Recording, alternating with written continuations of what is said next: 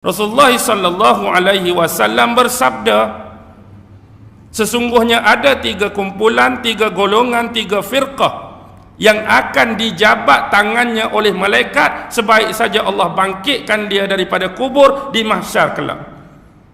Kita ni Allah bangkit keluar daripada kubur kita, tiba-tiba ada sekumpulan malaikat nak jabat tangan kita.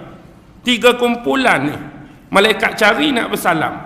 Yang pertama ialah orang-orang yang mati syahid, orang-orang yang berjuang dan berkhidmat pada jalan Allah. Orang mati syahid, besok malaikat mari nak salam. Yang kedua, orang-orang yang berpuasa pada hari Arafah. Orang yang berpuasa pada hari Arafah. Dan yang ketiga, orang yang banyak melakukan solat malam, dalam erti kata tahajud dan yang seumpama dengannya pada bulan Ramadan. Siapa yang banyak bangun malam, solat malam, tahajud bulan Ramadan, puasa hari Arafah dan mati syahid, keluar daripada kubur, akan dijabat tangannya oleh para malaikat. Dan insya-Allah pada malam ini ditaklifkan kepada saya ataupun diamanahkan dengan satu tajuk, iaitu berpisah daripada ruh. Dengan bahasa yang mudah, perbahasan kita pada malam ini lebih merujuk dan menjurus kepada kemanakah perginya ruh sejurus selepas berlakunya perpisahan dengan sifat ataupun jasad fizikal kita.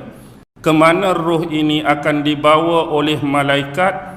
Adakah berdepan dengan Allah Subhanahu wa ta'ala ataupun ditempatkan di tempat-tempat yang khusus, sama ada di kalangan mereka yang beriman ataupun mereka yang kufur, mengingkari dan melakukan penderhakaan kepada Allah Subhanahu wa ta'ala. Bila kita nak membicarakan persoalan tentang roh, terutama apabila kita nak memperincikan dan mendetailkan sesuatu perkara, tidak dapat tidak perkara yang asas kepada kita sebagai hujjah, sebagai dalil dan sebagai bukti adalah bersandarkan kepada Al-Quran dan juga sunnah-sunnah daripada Rasulullah sallallahu alaihi wasallam, sama ada daripada perkataan baginda, perlakuan baginda ataupun ikrar daripada baginda sallallahu alaihi wasallam. Terlebih jauh, ada baiknya kita cuba menelusuri dan kita cuba menjejaki lebih awal tentang hakikat penciptaan manusia sebelum kita bergerak tentang persoalan roh. Di dalam Al-Quran banyak Allah rakamkan ayat-ayat yang khusus, banyak Allah rakamkan ayat-ayat tertentu berkaitan dengan hakikat penciptaan kita. Bahkan secara lebih jelas saya tuturkan di sini secara analogi, yang mana Allah Subhanahu wa ta'ala telah menamakan kemanusiaan kita ini dengan nama-nama tertentu atas spesies kemanusiaan. Antaranya sekurang-kurangnya Allah bangkitkan 6 kalimah ataupun 6 perkataan di dalam Al-Quran yang dinisbahkan kepada sifat hakikat penciptaan kita sebagai manusia. Yang pertama yang saya maksudkan ialah Allah menggunakan perkataan ataupun kalimah al-insan. Pertama, untuk dinisbahkan kepada kita manusia, kadang-kadang Allah gunakan kalimah insan. Yang kedua, kadang-kadang Allah gunakan kalimah al-ins, al-ins. Dan yang ketiga, kadang-kadang Allah gunakan perkataan ataupun kalimah al-bashar, al-bashar. Yang keempat, kadang-kadang Allah gunakan perkataan ataupun kalimah bani Adam, bani Adam. Yang kelima, kadang-kadang Allah gunakan kalimah dan perkataan an-nas, an-nas. Dan yang terakhir, iaitu yang keenam, kadang-kadang Allah menggunakan perkataan dan kalimah. Yang ini selalu sinonim digunakan, iaitu abdun. Jadi di sini sekurang-kurangnya ada 6 kalimah, ada 6 perkataan yang dimulai dengan insan, ins, bashar, bani Adam, annas dan abdun. Mari kita menjejaki kalimah-kalimah ini dari sudut pemaknaannya yang lebih tepat, yang lebih detail dan terperinci, sebagaimana yang dihuraikan oleh ulama-ulama tafsir berkenaan dengan ayat-ayat yang di dalamnya terkandung kalimah ataupun perkataan tadi. Yang pertama kita mulakan dengan kalimah al-insan. Al-insan ini bila dirujuk kepada pentafsiran sebahagian besar ulama, dia lebih merujuk kepada position, iaitu kedudukan manusia yang Allah lebihkan dia, yang Allah muliakan dia lebih berbanding dengan makhluk-makhluk lain yang Allah ciptakan, sama ada daripada kalangan malaikat ataupun daripada kalangan jin, ataupun daripada kalangan haiwan atau binatang, ataupun daripada kalangan tumbuhan dan unsur-unsur penciptaan makhluk yang lain. Untuk menepati keberadaan pentafsiran ini, ulama-ulama mendatangkan beberapa ayat Al-Quran sebagai dalil, sebagai hujjah dan sebagai bukti atas pentakrifan tadi. Yang pertama, ada Allah menggunakan ayat yang berbunyi walaqad karramna. Sesungguhnya kami telah memuliakan. Memuliakan siapa? Memuliakan Bani Adam. Ada juga Allah menggunakan kalimah memuliakan Bani Adam. Tetapi di ayat yang lain, Allah menggunakan paling awal di dalam surah Al-Insan. Cuba kita tengok dalam surah Al-Insan, selalu kita baca ayat pertama dan ayat yang kedua. Hal ata 'alal insanu hinum minad dahri lam yakun syai'an madhkura. Inna khalaqnal insana min nutfatin amsyajin nabtalihi faja'alnahu sami'an basira. Sesungguhnya suatu ketika dulu yang telah berlalu suatu tempoh masa, yang mana kedudukan manusia ini adalah sebagai suatu bentuk objek yang tidak pernah disebut-sebut. Maksud ayat yang pertama ialah bahawa penciptaan manusia ini dilewatkan melebihi penciptaan langit dan bumi. Maksudnya sebelum manusia ni diciptakan oleh Allah, Allah Subhanahu wa taala terlebih dulu buat 7 lapis langit, Allah Subhanahu wa taala terlebih dulu buat 7 lapis bumi. Yang mana berlalu beberapa tempoh waktu, berlalu beberapa tempoh masa dan ketika, barulah Allah menciptakan manusia. Ini maksud ayat yang pertama. Dan ayat yang kedua, sesungguhnya kami menjadikan manusia itu min nutfatin, daripada saripati air mani amsyajin, yang mana kedua-duanya didapati daripada saripati air mani lelaki dan pasangannya saripati air mani perempuan. Nabtalihi, dan kami uji mereka dengan kewajipan-kewajipan dan perintah-perintah daripada kami. Tak cukup dengan penciptaan tu, Allah bagi kepada kita beberapa kewajipan-kewajipan. Tak kiralah kewajipan tersebut dari sudut kekhususan ataupun kewajipan tersebut dari sudut keumuman. Faja'alnahu sami'an basira, dan kami menjadikan mereka itu mempunyai pendengaran dan penglihatan. Ini adalah salah satu contoh yang dalam kedua-dua ayat ini terkandung kalimah insan. Manakala di dalam ayat yang lain, sebagai contoh di dalam surah Ar-Rahman ayat 3 dan 4, khalaqal insan 'allamahul bayan. Kamilah yang telah menjadikan dan menciptakan manusia, dan kamilah yang mengajarkan kepada mereka pandai berbicara, pandai bercakap, pandai bertutur. Di sini sekali lagi digunakan kalimah insan. Begitu juga dengan wahyu pertama yang Rasulullah terima di dalam Gua Hira. Iqra bismi rabbikal ladzi khalaq, khalaqal insan. Khalaqal insan. Cuma yang ni min alaq.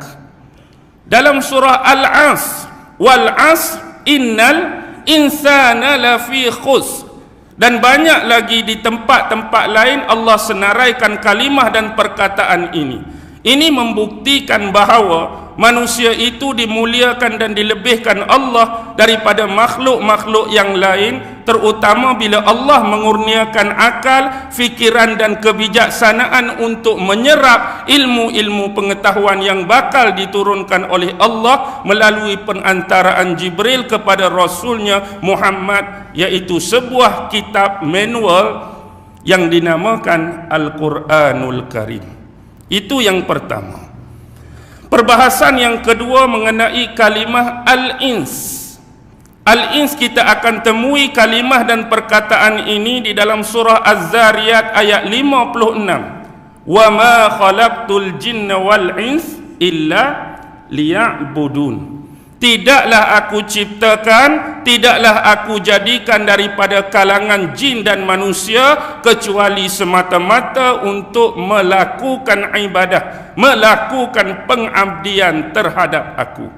Ini menunjukkan bahawa konteks ayat yang berkaitan dengan kalimah dan perkataan is lebih kepada bersifat ubudiyah. Penghambaan kita kepada Allah, ibadat kita kepada Allah dan pengabdian kita kepada Allah. Manakala dalam konteks yang ketiga, kalimah al-bashar. Ini antara contoh kalimah dan perkataan yang tak kurang banyaknya digambarkan oleh Allah di dalam beberapa surah. Antaranya yang paling terkenal ayat terakhir daripada surah Al-Kahfi, iaitu ayat 110. Qul innama ana basyarun mislukum yuha ilayya.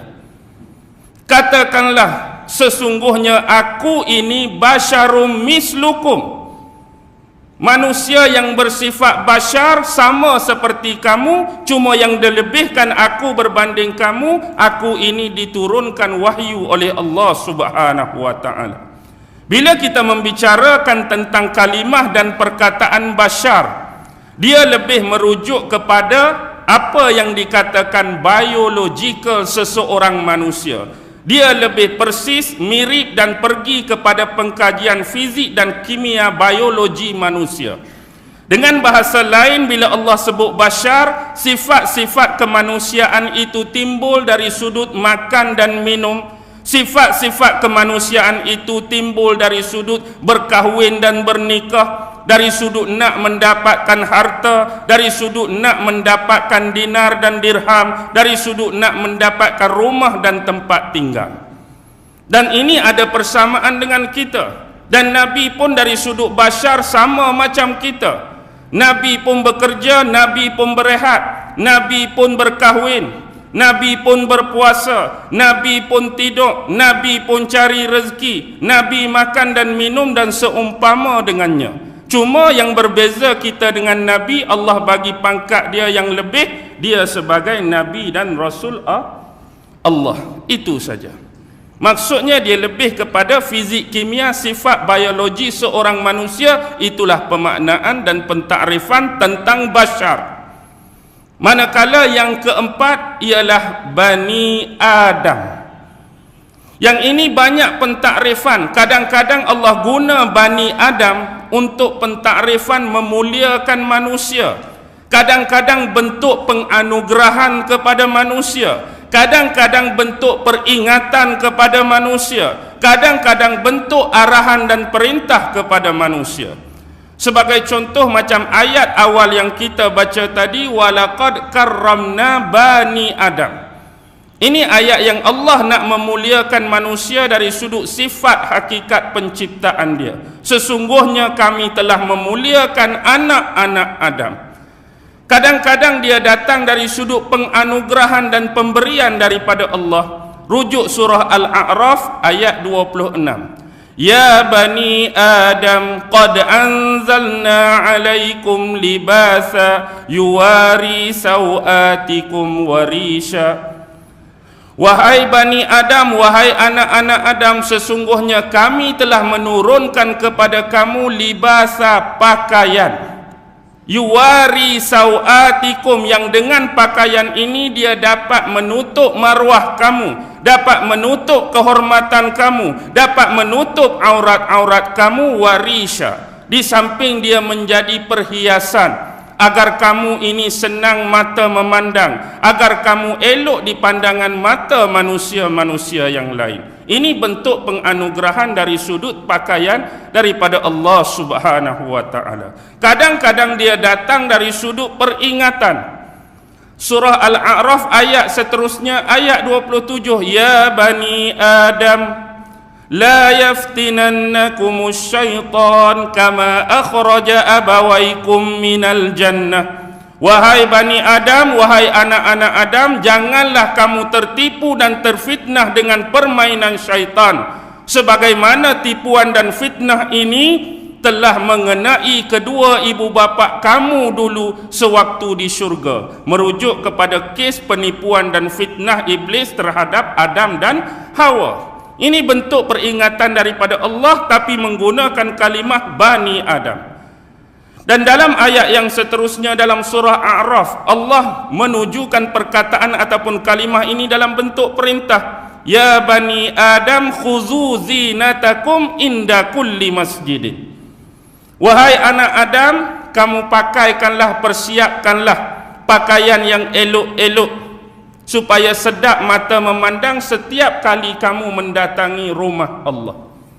Kita hari ini berbeza. Kalau majlis kenduri baru nak pakai cantik, majlis keramaian baru nak pakai cantik, nikah kahwin bertunang baru nak pakai cantik. Tapi mai masjid ala-ala lebih-lebih kurang gitu saja. Jadi ini adalah perintah kepada anak-anak Adam setiap kali mendatangi masjid supaya pakai pakaian yang cantik-cantik, lawa-lawa, berhias. Sebab kita nak menghadap Allah Subhanahu wa ta'ala. Seterusnya dalam konteks yang kelima. Dalam konteks yang kelima, An-Nas. An-Nas ni Allah sebut dalam surah Al-Baqarah ayat 21. Ya ayyuhan nasu ubudu rabbakumul ladzi khalaqakum walladzina min qablikum la'allakum tattaqun. An-Nas dia lebih merujuk kepada hakikat penciptaan manusia untuk dikaitkan dengan hakikat keagungan, kasih sayang dan rahmat daripada Allah. Wahai sekalian manusia, sembahlah kamu kepada Allah Subhanahu wa ta'ala yang telah menjadikan dan menciptakan kamu. Dan Allah yang samalah yang menciptakan bapa-bapa kamu, ibu-ibu kamu, nenek-nenek dan datuk kamu serta keturunan kamu yang sebelum ini. Moga-moga kamu menjadi manusia yang bertakwa.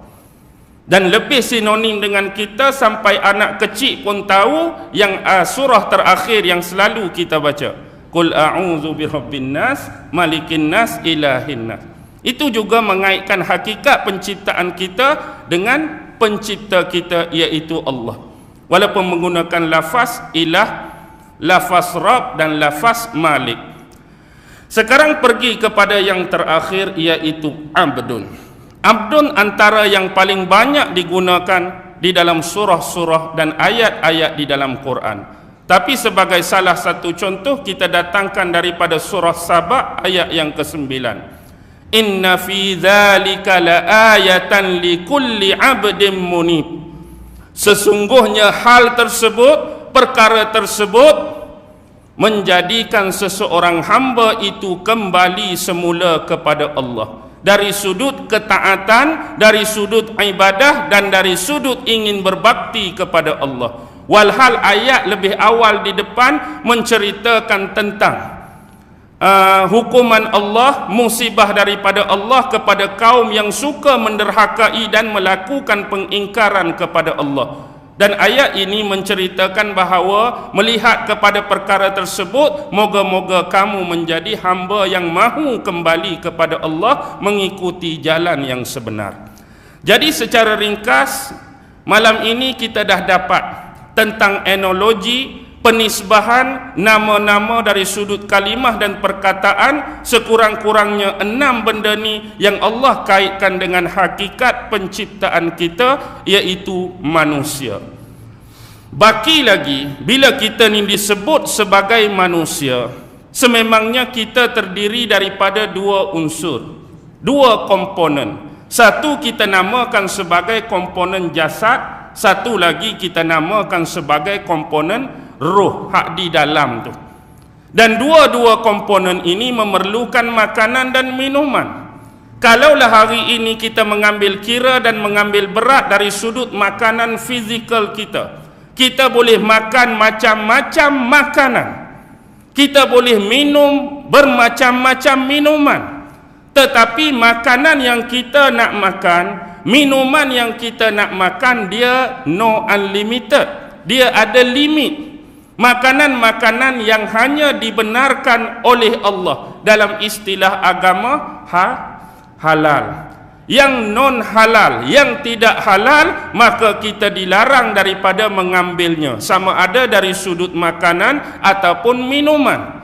Tetapi dalam konsep pemakanan dan peminuman Islam, kita ada satu lagi perkataan yang Allah dempetkan bersama, halalan tayyibah.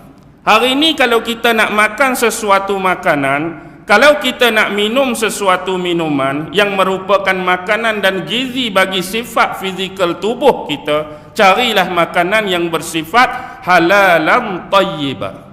Halal tu halal, tayyibah ni apa? Bahasa mudah, berkhasiat. Ada makanan tu bagi setengah orang jadi halalan tayyibah. Ada setengah orang dia jadi halalan saja, tak ada tayyib dah. Contoh, saya tak ada kencing manis, makan apa pun halalan tayyibah. Tak ada darah tinggi, makan apa pun halalan tayyibah. Tapi kalau doktor mengesahkan seseorang itu kencing manis, gula tu halal, tayyib ada lagi tak pada dia untuk gula? Tak ada dah tayyib tu. Gula tu tetap halal, tayyib tak ada dah pada dia. Bagaimana pula kalau kawan ni doktor mengesahkan dia darah tinggi, daging tu halal, tapi tayyibah pada daging tak ada dah pada dia. Baik, itu adalah salah satu contoh. Bagaimana pula dari sudut unsur dan komponen yang kedua? Komponen yang kedua pun perlu diisi. Tapi manusia ni kadang-kadang dia lupa, dia lalai, dia leka, dia cuai. Dia lebih banyak memberi makanan kepada unsur yang pertama dan dia melalaikan bagi makan kepada unsur yang kedua.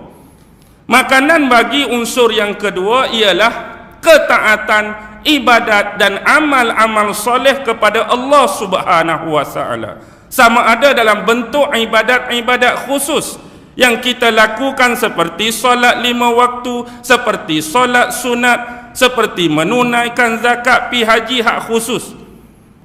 Kemudian hak tidak dikhususkan secara umum, macam kita selalu baca Quran, macam kita selalu bersedekah, macam kita selalu berjariah, macam kita selalu berzikir, macam kita selalu berwirid dan seumpama dengannya. Itu adalah makanan dan gizi bagi tubuh dalaman kita. Kalau hari ini kita nak sihat, kita nak sempurna 50-50, maka kena bagi balance bentuk makanan dan bentuk minuman. Faham? Baik. Kadang-kadang kita boleh duduk di meja makan sampai 2-3 jam, tapi belik Al-Quran 15 minit pun payah. Kita boleh menghadap minuman sambil tengok TV 2-3 jam sampai habis satu cerita Hindustan, kadang-kadang nak berwirid 100 kali pun tak lalu. Jadi ubahlah sikap tersebut agar bagi balancing. Tak cukup balancing, elemen sekali. Nak bagi kita ni kejap, nak bagi kita ni kemah, nak bagi kita ni kukuh.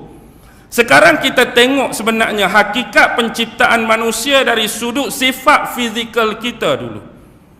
Di dalam Al-Quran, Allah Subhanahu wa taala telah mendatangkan unsur-unsur yang Melayunya kita panggil anasir-anasir untuk membuat ataupun mencipta kita. Hakikatnya kita tahu bila ditanya soalan ini, daripada apakah kita semua diciptakan, kita kata daripada tanah. Tapi hakikatnya bila kita menelusuri kalimah-kalimah dan perkataan dalam Quran siap dengan balaghah, pemaknaan dan pentafsiran, kita akan temui bermacam-macam kalimah dan perkataan yang Allah guna untuk mencipta manusia dari sudut hakikat fizikal dia. Yang pertama, kalau kita buka dalam Al-Quran, dalam surah Ar-Rahman ayat 14, khalaqal insana min salsalin kalfakhar. Kemudian sambung ayat 15, wa khalaqal janna min marijim min nar. Sesungguhnya telah diciptakan manusia daripada salsalin kalfakhar. Apa dia salsalin?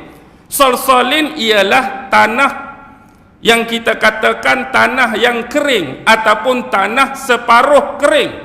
Kalfakhar seumpama ataupun seperti tembikar. Tapi hakikatnya bila kita letakkan perkataan-perkataan ini dari sudut kajian saintifik, kita akan bertemu dengan kalimah sebenar salsalin ini ialah sebagai sifat zat pembakar. Salsalin ini sifat dia zat pembakar. Dan hari ini tak ada benda lain, kalau istilah saintifik meletakkan dia zat pembakar, dia adalah unsur oksigen. Maksudnya penciptaan kita ni ada unsur oksigen. Dan hari ini kita akui bahawa sememangnya kita memerlukan oksigen untuk berkumuh, untuk bernafas. Kalfakhar ialah zat arang. Zat arang. Tang mana arangnya kat tubuh kita ni ustaz? Zat arang bermaksud karbon. Kita juga ada unsur karbon. Dan hal isu karbon saya dah jelaskan dalam kuliah CSI itu kan, tentang unsur karbon yang ada pada manusia. Jadi menerusi ayat 14 saja kita dah temui dua unsur, satu zat pembakar oksigen, kedua zat arang yang dinamakan karbon. Tang mana lagi nak cari 5 unsur kita? Kemudian kita telusuri surah Al-Hijr ayat 28. Wa idh qala rabbuka lil malaikati inni khaliqum basharan min salsalin min hama'im masnun. Sesungguhnya ingatlah ketika Allah Subhanahu wa taala berbicara dengan para malaikatnya, inni khaliqum bashara. Sekali lagi kita bertemu kalimah bashar di sini, walaupun tadi kita tak disebutkan pada awal. Sesungguhnya aku menciptakan basyaran manusia ini min salsalin. Kita dah temu salsal tadi apa? Zat pembakar oksigen. Min hama'in masnun. Apakah yang dimaksudkan dengan hama'in masnun? Inilah dipanggil zat lemas. Zat lemas. Tak lemas lagu mana? Zat lemas ialah unsur nitrogen. Dalam tubuh kita, penciptaan kita ada unsur nitrogen. Menerusi surah Al-Hijr ayat 28. Dah ada 3 unsur. Unsur yang keempat boleh buka surah As-Sajdah. Yang kita baca hari apa surah Sajdah? Hari Jumaat. Buka surah As-Sajdah ayat 7. Allazi ahsana kulla syai'in khalaqahu wa bada'a khalqal insana min tin. Allah guna kalimah tin. Dan Allah lah sebaik-baik penciptaan pada makhluknya, dan dia memulakan penciptaan manusia itu daripada tin. Apa maksud tin? Tin inilah ialah zat air ataupun zat atom air. Bila sebut air, automatik dia tak boleh pergi ke lain, dialah hidrogen. Jadi kita dah ada 4 unsur, oksigen, karbon, nitrogen, hidrogen pada tubuh kita. Apa kata Allah dalam ayat seterusnya, As-Saffat, ayat yang ke-11? Inna khalaqnahum min tinin lazib. Sesungguhnya kami menciptakan mereka, iaitu kalangan manusia ini, daripada tin. Tadi dah tahu tin tu zat air hidrogen lazib. Lazib ialah zat besi. Zat besi inilah yang istilah saintifik kita namakan dia ferrum. Ferrum. Tu yang kelima. Yang keenam, kita boleh rujuk surah Al-Imran ayat 59. Al-Imran ayat 59. Inna masala Isa indallahi kamasali Adam khalaqahu min turab summa qala lahu kun fayakun. Sesungguhnya perbandingan percintaan antara Nabi Allah Isa dengan Nabi Allah Adam sama saja. Khalaqahu min turab, kami menciptakan dia, kami menjadikan dia daripada tanah. Tapi apa sifat turab? Turab ialah zat-zat anorganis. Zat anorganis menatang apa? Zat-zat anorganis, kalau kita belajar ilmu saintifik, dia ada 4 unsur zat-zat anorganis: sodium, kalium, silikum dan mangan. Sodium, kalium, silikum dan mangan, tu dipanggil zat-zat anorganis. Jadi bila kita dah campur dengan semua perkara-perkara tadi yang 6, maka yang terakhirlah Allah mula meniupkan roh bagi menghidupkan penciptaan fizikal tadi. Dan ini kita boleh dapati dalam surah Al-Hijr. Tadi kita baca ayat 28, cuba baca Al-Hijr ayat seterusnya 29. Fa idza sawaituhu wa nafakhtu fihi min ruhi faqa'u lahu sajidin. Apabila kami telah menyempurnakan penciptaannya, wa nafakhtu fihi min ruhi, dan aku tiupkan padanya roh yang diciptakan oleh aku untuknya, faqa'u lahu sajidin, maka kamu sekalian merujuk kepada para malaikat, hendaklah sujud kepadanya. Pada siapa? Nabi Adam. Tak cukup dengan ayat ini, buka surah As-Sajdah. Kalau tadi ayat 7, buka As-Sajdah ayat 9. Summa sawwahu wa nafakha fihi min ruhihi wa ja'ala lakumus sam'a wal absara wal afidah qalilan ma tashkurun. Apabila selesai dan sempurna penciptaan manusia, kami tiupkan roh kami yang kami ciptakan kepadanya, kepada manusia, dan kami menjadikan baginya as-sam'a. Apa dia as-sam'a? Pendengaran. Wal absar, penglihatan. Wal afidah, hati. Qalilan ma tashkurun, tetapi hanya sedikit daripada kalangan manusia yang benar-benar bersyukur. Kenapa mata, telinga dan hati saja?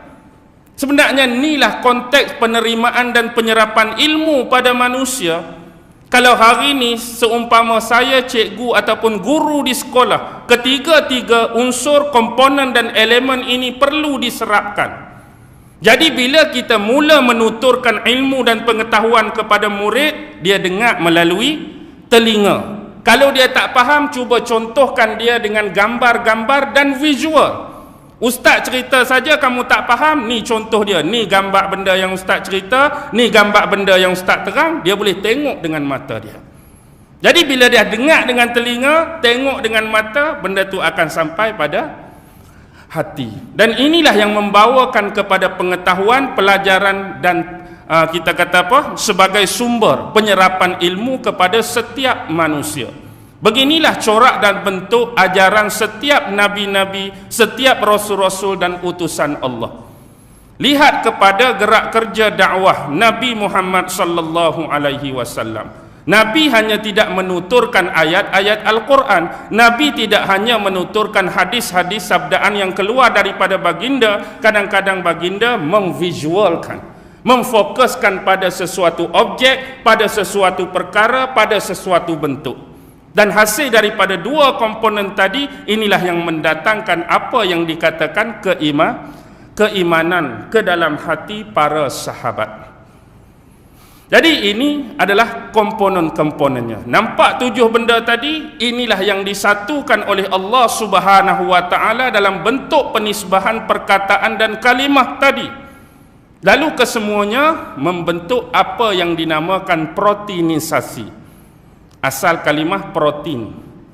Proteinisasi inilah asas penciptaan manusia. Proteinisasilah benda awal yang muncul dan wujud dalam hakikat penciptaan. Inilah yang kita namakan DNA. DNA itu, kalau dia merupakan pangkalan ataupun database bagi setiap penceritaan hujung rambut sampai hujung kaki. Kalau macam nisbah komputer kita, itulah hard disk. Maksudnya jenis rambut kita ada data dalam DNA. Jenis kulit kita ada data dalam DNA. Jenis darah kita ada data dalam DNA. Jenis mani kita ada data dalam DNA. Gigi kita berapa jumlah dia ada data dalam DNA. Semua lengkap. Dan ini disiapkan awal oleh Allah sejurus selepas percampuran unsur tadi yang dinamakan proteinisasi. Kemudian dia pergi kepada proses penggantian. Inilah yang dinamakan proses substitution. Bahasa Melayu substitusi, apa benda ni Ustaz? Substitution ialah Allah menyediakan bentuk protect. Allah menyediakan defend. Allah menyediakan filter untuk kita. Sebab manusia kadang-kadang terdedah dengan serangan daripada luar, terutamanya penyakit-penyakit bakteria, protozoa, ameba, virus. Kita belajar itulah.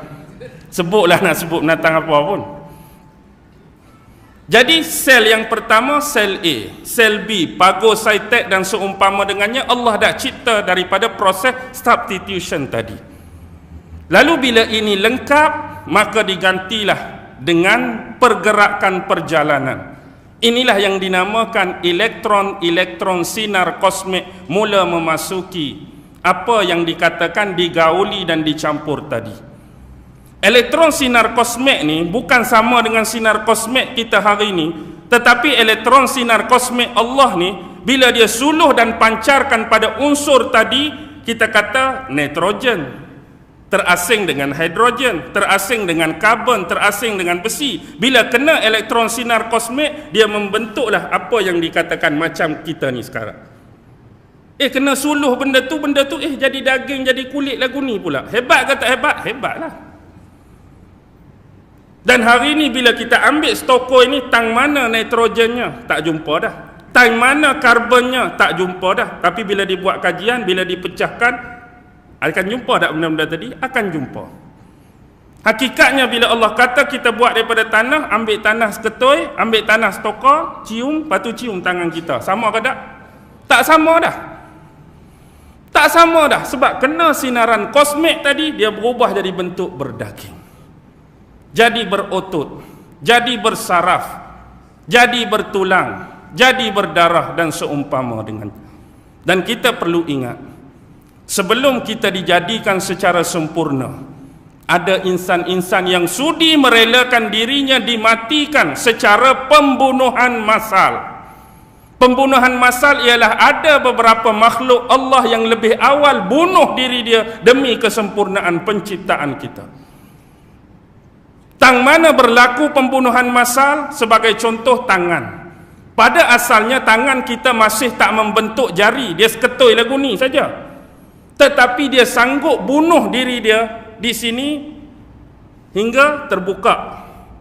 Hak ni pun bunuh diri dia di sini, terbuka. Hak ni pun bunuh diri dia, terbuka. Demi kelangsungan kesempurnaan ciptaan Allah. Kalau dia kata Allah, aku tak mau bunuh diri, agak-agak keluar tangan lagu mana? Mungkin lagu tu je.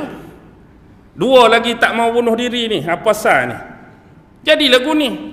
Tu bahagian tangan. Kalau bahagian muka, yang tang lubang hidung 2 biji tak mau bunuh diri dia, agak-agak keluar hidung tak ada lubang. Bagaimana kita tak bernafas? Bagaimana nak menyawa? Mungkin hak lubang mulut ada lagi. Bagaimana kalau dia tersilap bunuh diri, dia tebuk jadi lubang ke atas? Alamatnya setiap kali musim hujan dan musim banjir, kena letak payung kecil atas hidung. Takut apa? Aku keluar berjalan memang ayak masuk. Payah nak bernafas. Contoh. Dan kita boleh lihat kejadian-kejadian yang pelik. Dan semua ini adalah dengan kawalan dan keizinan daripada Allah Subhanahu wa taala. Jadi lepas itulah dia membentuk apa yang dinamakan sistem formasi. Yang inilah disebut kausa formatis, sebab wujud manusia. Sistem inilah yang membentuk kita jadi ada tangan, ada kepala, ada mata, ada lubang telinga, lubang hidung, sampailah jari kaki kita. Inilah sebab wujud manusia. Lepas tu Allah masukkan roh. Allah masukkan roh. Jadi hakikat sekarang nampak jelas. Sebenarnya apa yang Allah ceritakan ni langsung tidak bercanggah, sebagaimana dakwaan-dakwaan musuh-musuh Islam di luar sana. Banyak musuh-musuh Islam daripada kalangan cerdik pandai Yahudi, cerdik pandai Nasrani, mereka mendatangkan ayat-ayat tadi untuk dijadikan tashkik, keraguan kita terhadap dalil dan nas kita sendiri, iaitu Al-Quran. Macam mana kamu boleh katakan ayat ini, Quran ini dari Allah, sedangkan hakikatnya Allah ciptakan manusia sekejap tin, sekejap lazid, sekejap hamaim. Sebenarnya dia yang tak memahami konteks sebenar dari sudut saintifik. Bila ulama-ulama yang berarilan ini mula menjelaskan kepada kita secara detail dan terperinci, fahamlah kita bahawa hakikat penciptaan fizikal kita memang mengandungi unsur-unsur tersebut. Jadi dalam komponen dan unsur yang kedua, yang inilah kita sebut unsur roh, iaitu jauhar nuraniyah. Satu jauhar yang asli, yang tulus, yang murni, yang kita katakan nurani. Maksudnya kita bila sebut jauhar campur dengan nurani ni, tak boleh nak cakap keaslian dia macam mana, tak boleh nak cakap kemurnian dia macam mana, tak boleh nak cakap ketulinan dia macam mana. Tulen sungguh, tulus sungguh, bersih sungguh. Dan dia bukan datang dari alam bawah, dia datang dari alam atas, alam yang paling tinggi, alam arwah. Yang alam arwah itulah sekalian roh yang sebelum dihantar ke bumi mengikut pasangan jasad masing-masing pernah mengaku di depan Allah, alastu bi rabbikum qalu bala syahidna.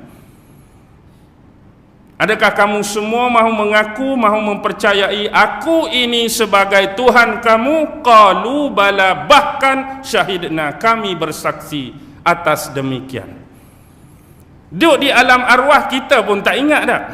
Bila masa pula aku bersaksi di alam arwah? Kita tak ingat.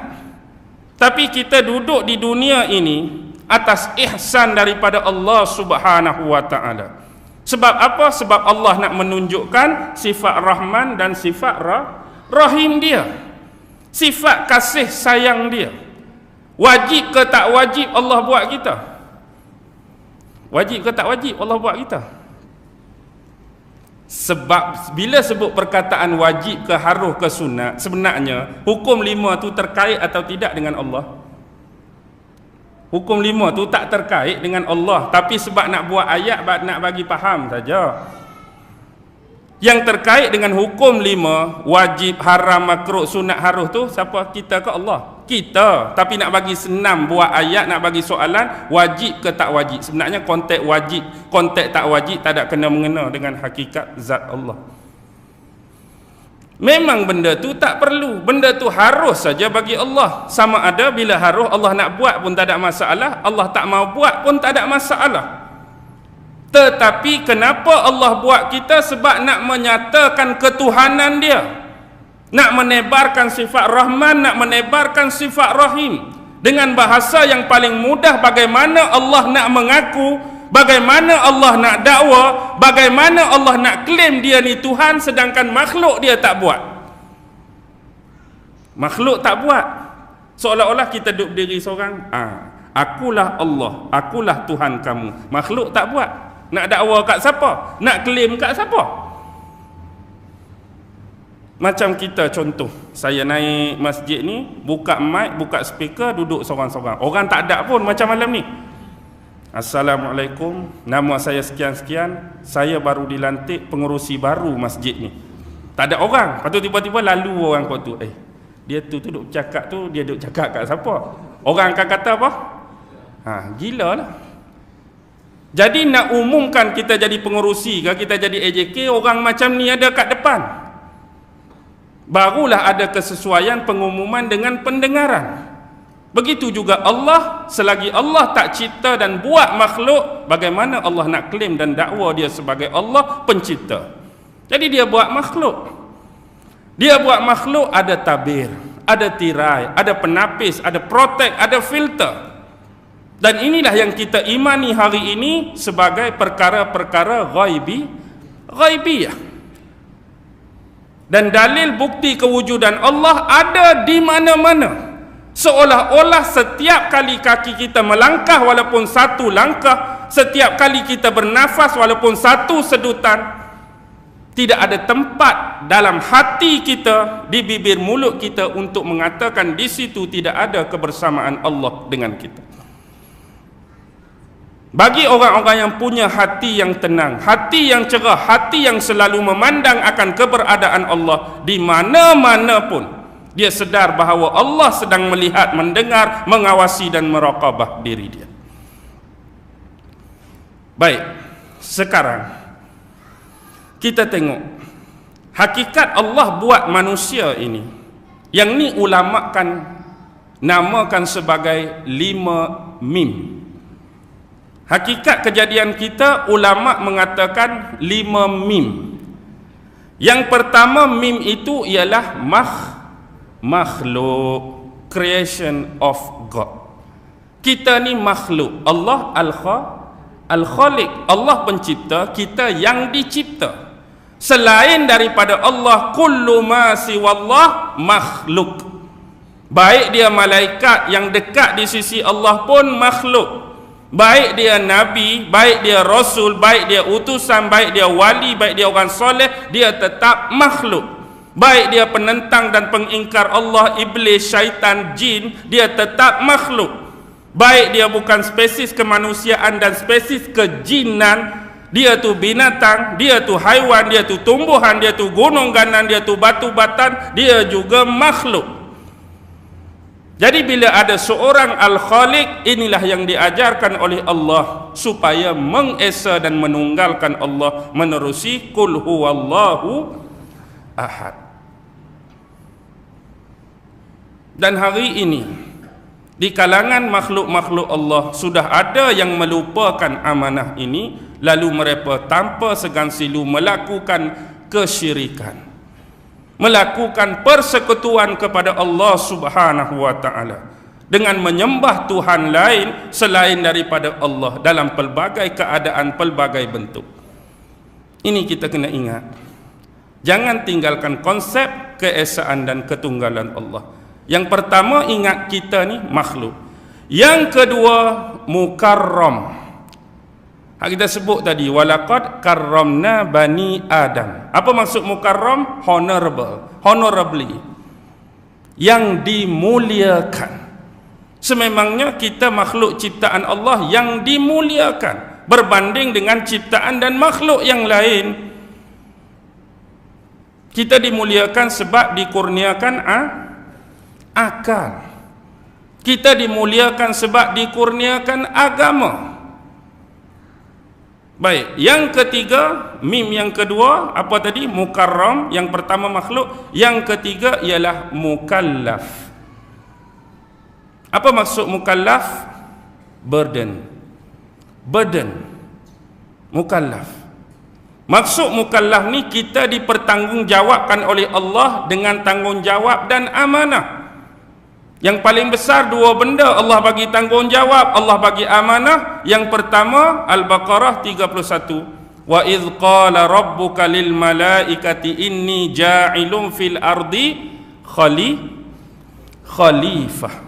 Allah nak menjadikan kita manusia ini sebagai khalifah, pengurus dan pentadbir alam ini. dengan ketentuan-ketentuan, arahan-arahan dan perintah yang bersesuaian dengan kehendak Allah. Yang kedua, Allah nak suruh kita apa? Az-Zariyat 56 tadi, wa ma khalaqtul jinna wal ins illa liya'budun. Selain daripada mengurus dan mentadbir alam semesta ini, kita diberikan Allah ubudiyah, pertanggungjawaban dari sudut hakikat hak Allah terhadap seorang hamba. Kena berabdi pada dia, kena beribadah pada dia. Dan ibadah ini tidak boleh lari daripada acuan yang ditentukan oleh Nabi Muhammad sallallahu alaihi wasallam. Yang keempat, mim yang keempat ialah mukhayyar. Human is free to choice. Manusia ini diberi kebebasan untuk memilih. Dalam surah Al-Insan kita baca tadi ayat pertama dan ayat kedua. Cuba baca ayat ketiga. Inna hadainahu sabil imma syakiran wa imma kafura. Sesungguhnya kami telah menghidayahkan kepada manusia dengan jalan-jalan. Kami bagi dia jalan. Imma syakiran, sama ada dia nak jadi manusia yang bersyukur dengan ketaatan dan keibadat pada Allah, sama ada dia nak jadi kufur dengan pengingkaran dan kejahatan ataupun maksiat kepada Allah. Kita mukhayyar, diberi pilihan. Allah dah cerita siapa yang buat baik aku ganjari pahala dan aku akan hadiahkan syurga. Siapa bermaksiat, siapa buat jahat, siapa buat keburukan, aku akan ganjari dengan dosa dan menghadiahkan neraka. Tapi dalam masa yang sama, untuk kita memilih, Allah berikan beberapa bentuk hidayah pada kita. Bermula dengan hidayah apa Allah bagi? Hidayah apa Allah bagi yang first masa kita kecil? Hidayah al-ilham. Ilham masa kita kecil. Lepas tu Allah bagi hidayah al-hawas, hidayah panca indera. Al-hawas abwabul ma'rifah. Panca indera ini pintu-pintu untuk mengenal Allah. Apa dia al-hawas? 5 panca indera. Mata untuk melihat, telinga untuk mendengar, hidung untuk menghidu, mulut untuk merasa, tangan dan kaki untuk berat ringan, keras lembut. Tetapi kelima-lima hidayah yang Allah bagi ini masih tak cukup untuk kita kenal Allah. Sebab yang Allah nak suruh kita yakin dan percaya serta akidahi benda yang bersifat ghaibiyat. Boleh tak kita kenal dan tahu benda ghaibiyat dengan 5 unsur tadi? Mata hari ni boleh nak tengok Allah, boleh capai Allah? Tak boleh. Telinga boleh nak dengar suara Allah? Tak boleh. Orang hidung nak hidu bau Allah? Tak boleh. Lidah nak rasa macam mana zat Allah? Tak boleh. Tangan nak peluk Allah? Allah ni gemuk ke? Allah ni kuruh ke? Nak angkat Allah ni berat ke? Allah ni ringan? Tak boleh. Jadi limited kita punya hawas, tak cukup. Lalu Allah bagi hidayah al-aql, hidayah akal, untuk kita menimbang dan menilai mana yang baik, mana yang buruk, mana yang hak, mana yang batil. Tapi akal juga tak mampu nak kawal manusia. Sebab kadang-kadang satu benda tu orang berbeza pendapat. Letak satu botol di depan, mari kumpulan A bagi kami benda ni ada manfaat untuk kami. Tapi mari kumpulan B, benda ni mudarat untuk kami. Satu benda pun dah 2 benda dah. Letak pula cawan, hak kumpulan A kata ni manfaat. Tiba-tiba hak ni, kalau hak ni mudarat dah kami. Hak kumpulan B ni mudarat, benda ni manfaat, terbaliklah. Guna akal tu memang akan berbeza pendapat dan tak boleh nak menentukan kepastian dan ketulinan. Dan yang keempat inilah Allah bagi hidayah agama. Allah bagi hidayah agama menerusi perantaraan Rasulnya yang bernama Muhammad dengan book manual dia yang dinamakan Al-Quran. Jadi kalau Allah tak utus Nabi turun Al-Quran lagu tu, agak-agak faham ke kita? Nabi aku tak utus tapi aku bagi Quran. Baca sendiri, faham sendiri. Bila baca sendiri, faham sendiri, dia pi kepada nombor 3 tadi. Aku rasa ayat ni Allah nak cerita lagu ni lah. Aku rasa ayat ni Allah nak cerita lagu ni. Dia jadi lagu tu. Dan hak ada Nabi pun hari ni jadi lagu mana? Kawan tu baca faham lagu ni, ulama tu syarah lagu ni, tok guru tu syarah lagu ni, ustaz tu syarah lagu ni, tu hak Nabi turun. Agamalah yang mengawal manusia. Tetapi walaupun demikian Allah bagi hidayah yang terakhir, iaitu hidayah taufik. Taufik ni nak suruh agama tu kekal dengan kita. Taufik lebih tinggi daripada hidayah. Sebab tu bila orang nak habis, nak berhenti bercakap wabillahi taufik wal hidayah. Taufik dulu. Hidayah macam benda tadi. Taufik ni bahasa mudah pengekalan yang berterusan terhadap kebaikan yang Allah bagi pada kita. Dia berterusan dalam keadaan baik. Contoh, seorang tu sebelum nikah kafir, tapi Allah bagi hidayah agama, dia masuk Islam. Tapi Islam dia akan jadi baik, Islam dia akan kekal, Islam dia akan lama bila Allah bagi taufik. Kalau Allah bagi hidayah agama tak ada taufik, masuk Islam 3 bulan, lepas tu murtad balik. Kalau tak ada taufik. Kawan kita yang jahat sebelum ni, yang perangai huduh sebelum ni, aku rasa minggu ni aku nak berubah jadi baik. Ada taufik, insya-Allah baik. Tak ada taufik, minggu depan rempit balik, minggu depan buat jahat balik. Tu beza antara taufik dengan hidayah. Nak cari taufik ni payahlah. Kadang-kadang orang nak suruh bagi taufik kekal solat jemaah 5 waktu, tu pun payah. Hak paling payah apa? Subuh lah tak? Subuh lah antara sah hak paling sikit. Sah hak paling sikit subuh. Sah paling banyak maghrib lah. Sebab selalunya Zuhur dengan Asar ni ada lagi orang tak balik kerja kan. Maghrib ni insya-Allah orang relax. Baik, tu mukhayyar. Yang terakhir ialah majziyun. Mim terakhir majziyun. Apa maksud majziyun? Written. Written. Kita semua pasti akan dikembalikan oleh Allah Subhanahu wa taala di satu maidan. Inilah medan pengadilan Allah, hari kiamat, hari perhitungan, hari pembalasan yang dinamakan mahsyar. Kita bukan berakhir dengan mati, masuk dalam kubur, habis. Tapi kita akan return balik. Jadi inilah 5 mim. Makhluk, mukarram, mukallaf, mukhayyar dan majziyun. Baik. Sekarang kita akan pi kepada pokok perbahasan ataupun tajuk kita malam ini, iaitu berkenaan dengan roh. Walaupun pukul 10 Ustaz. Tak apa tak? Sebab mari lambat, kita balik lambat. Baik, tak ada ayat lain yang saya rasakan paling sesuai untuk kita berbicara tentang persoalan ini, melainkan kita merujuk kepada satu ayat di dalam surah Al-Isra ayat 85. A'udzu billahi minasyaitonir rajim. Wa yas'alunaka 'anir ruh qulir ruhu min amri rabbi wa ma utitum minal ilmi illa qalila. Wa yas'alunaka 'anir ruh, dan mereka bertanyakan kepada kamu wahai Muhammad tentang persoalan ruh. Qulir ruhu min amri rabbi, katakanlah kepada mereka wahai Muhammad, sesungguhnya ruh itu adalah dalam urusan Tuhanku. Wa ma utitum minal ilmi illa qalila, dan tidaklah diberikan kepada kamu ilmu, perkara pengetahuan yang berkaitan dengan roh, kecuali hanya sedikit saja. Sikit saja yang Allah bagi kepada kita, ilmu, pengetahuan dan kefahaman yang berkaitan dengan roh. Tak banyak, sikit. Tapi dalam keadaan sikit pun, sahabat-sahabat, tabi'in, tabi'in dan ulama-ulama terdahulu telah menghadiahkan kepada kita dalam bentuk kenangan. Apa dia? Karya-karya, kitab-kitab ciptaan dan warisan tulisan mereka. Kita boleh baca dalam banyak karya-karya ulama perbahasan tentang persoalan roh. Jadi apa yang paling penting kita nak membahaskan bagaimana ayat ini boleh turun pada Nabi Muhammad sallallahu alaihi wasallam.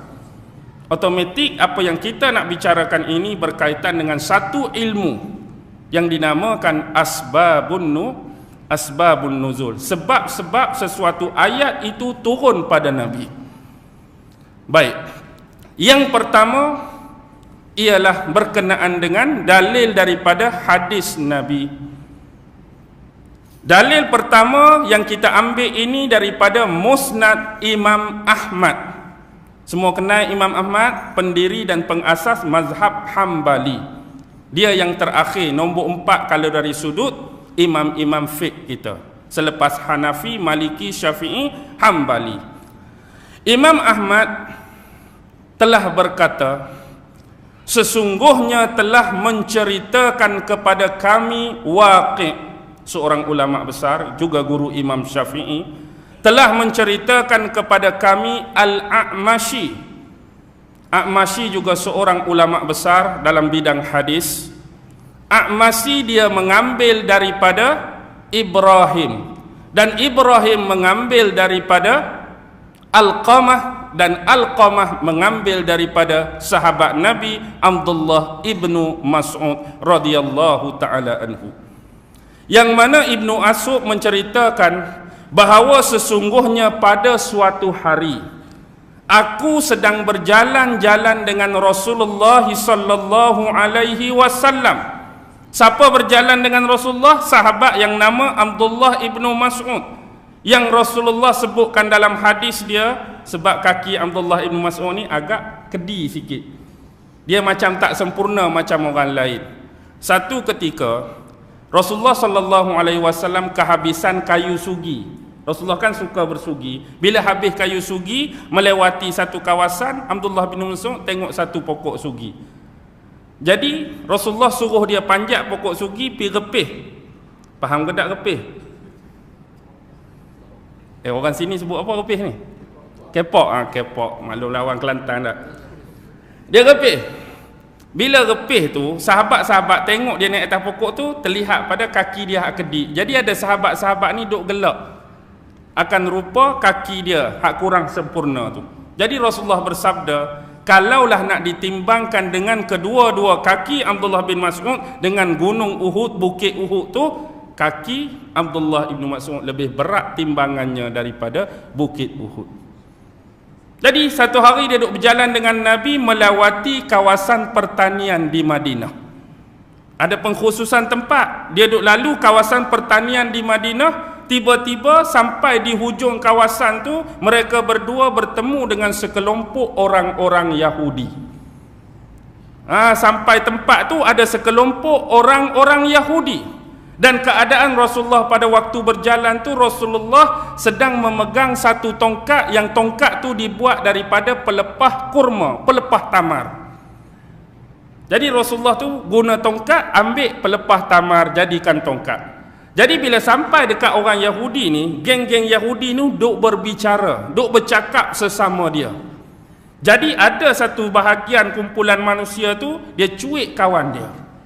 Dia kata, kamu pergi berjumpa dengan orang tu, maksudnya merujuk kepada Nabi Muhammad, dan tanyakan persoalan kepada dia. Dan sebahagian yang lain cuba halang, tak payah jumpa, tak payah tanya. Ada sebahagian nak suruh pergi tanya soalan dekat Nabi, sebahagian yang lain tak payah pun tak apa. Jadi akhirnya mereka bersepakat pi juga tanya. Jadi soalan yang dia tanya Nabi ialah, wahai Muhammad, ceritakan kepada kami perkara yang berkaitan dengan ruh. Tolong cerita dekat kami apakah yang dimaksudkan dengan ruh. Yahudi tanya Nabi. Kemudian aku merujuk kepada Abdullah ibnu Mas'ud, melihat keadaan Nabi pada waktu tu. Nabi duduk berdiri tegak, pegang tongkat dia di depan dia, dan kepala Nabi agak sedikit mendongak. Maksudnya Nabi duduk diam, Nabi tak berkata apa, Nabi tak berbicara. Dan aku mengira, Abdullah bin Mas'ud, bahawa Rasulullah pada waktu itu sedang menerima wahyu daripada malaikat Jibril alaihi salam. Aku duk rasa mesti Nabi ni sedang menerima wahyu daripada Jibril. Lalu bila habis keadaan demikian, Nabi SAW membacakan ayat Al-Quran yang baru turun pada baginda, merujuk kepada Isra 85 tadi. Wa yas'alunaka 'anir ruh, dan mereka bertanyakan kepada kamu tentang ruh. Mereka sekarang merujuk kepada orang-orang Yahudi. Lalu ayat ni turun dan Nabi membacakan ayat ni pada mereka. Lalu selepas itu aku dan Rasulullah sallallahu alaihi wasallam beredar dan bersurai daripada kawasan tersebut. Inilah asbabun nuzul, kenapa ayat ni turun pada Nabi. Ini periwayatan Imam Ahmad. Tetapi hadis ini bukan saja ada dalam Musnad Imam Ahmad, tetapi periwayatan juga ada dalam Bukhari dan Muslim menerusi jalur periwayatan yang bersambung sanadnya dengan Al-A'masi. Sama juga tadi pun Imam Ahmad dengar daripada Waqi', ambil daripada A'masi. Bukhari dengan Muslim juga periwayatan sanad dia sampai pada A'masi, tapi melalui lafaz yang sedikit berbeza.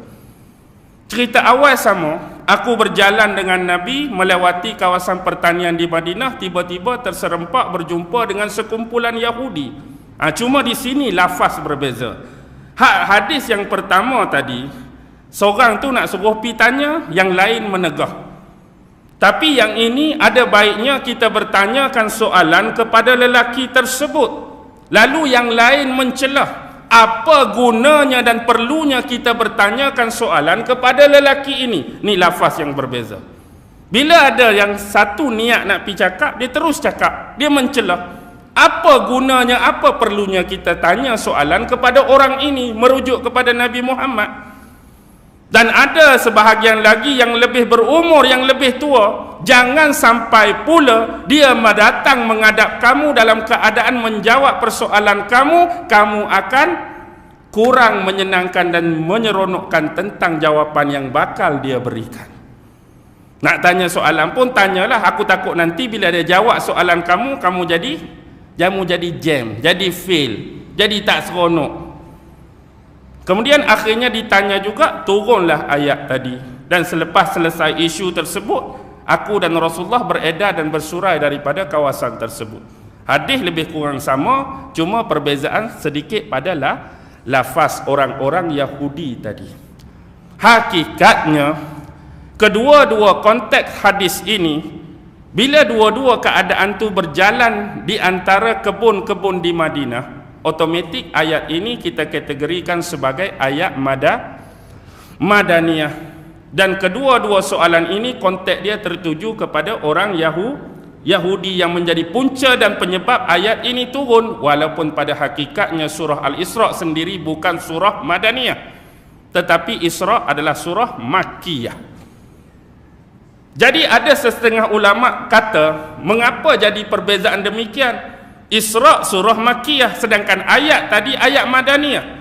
Lalu sekali lagi bila kita rujuk kepada Musnad Imam Ahmad, tadi Imam Ahmad datangkan menerusi riwayat Waqi' dan A'masi, itulah cerita dia. Tapi di dalam Musnad yang sama, kali ini Imam Ahmad membawakan riwayat yang berbeza, cerita yang berbeza.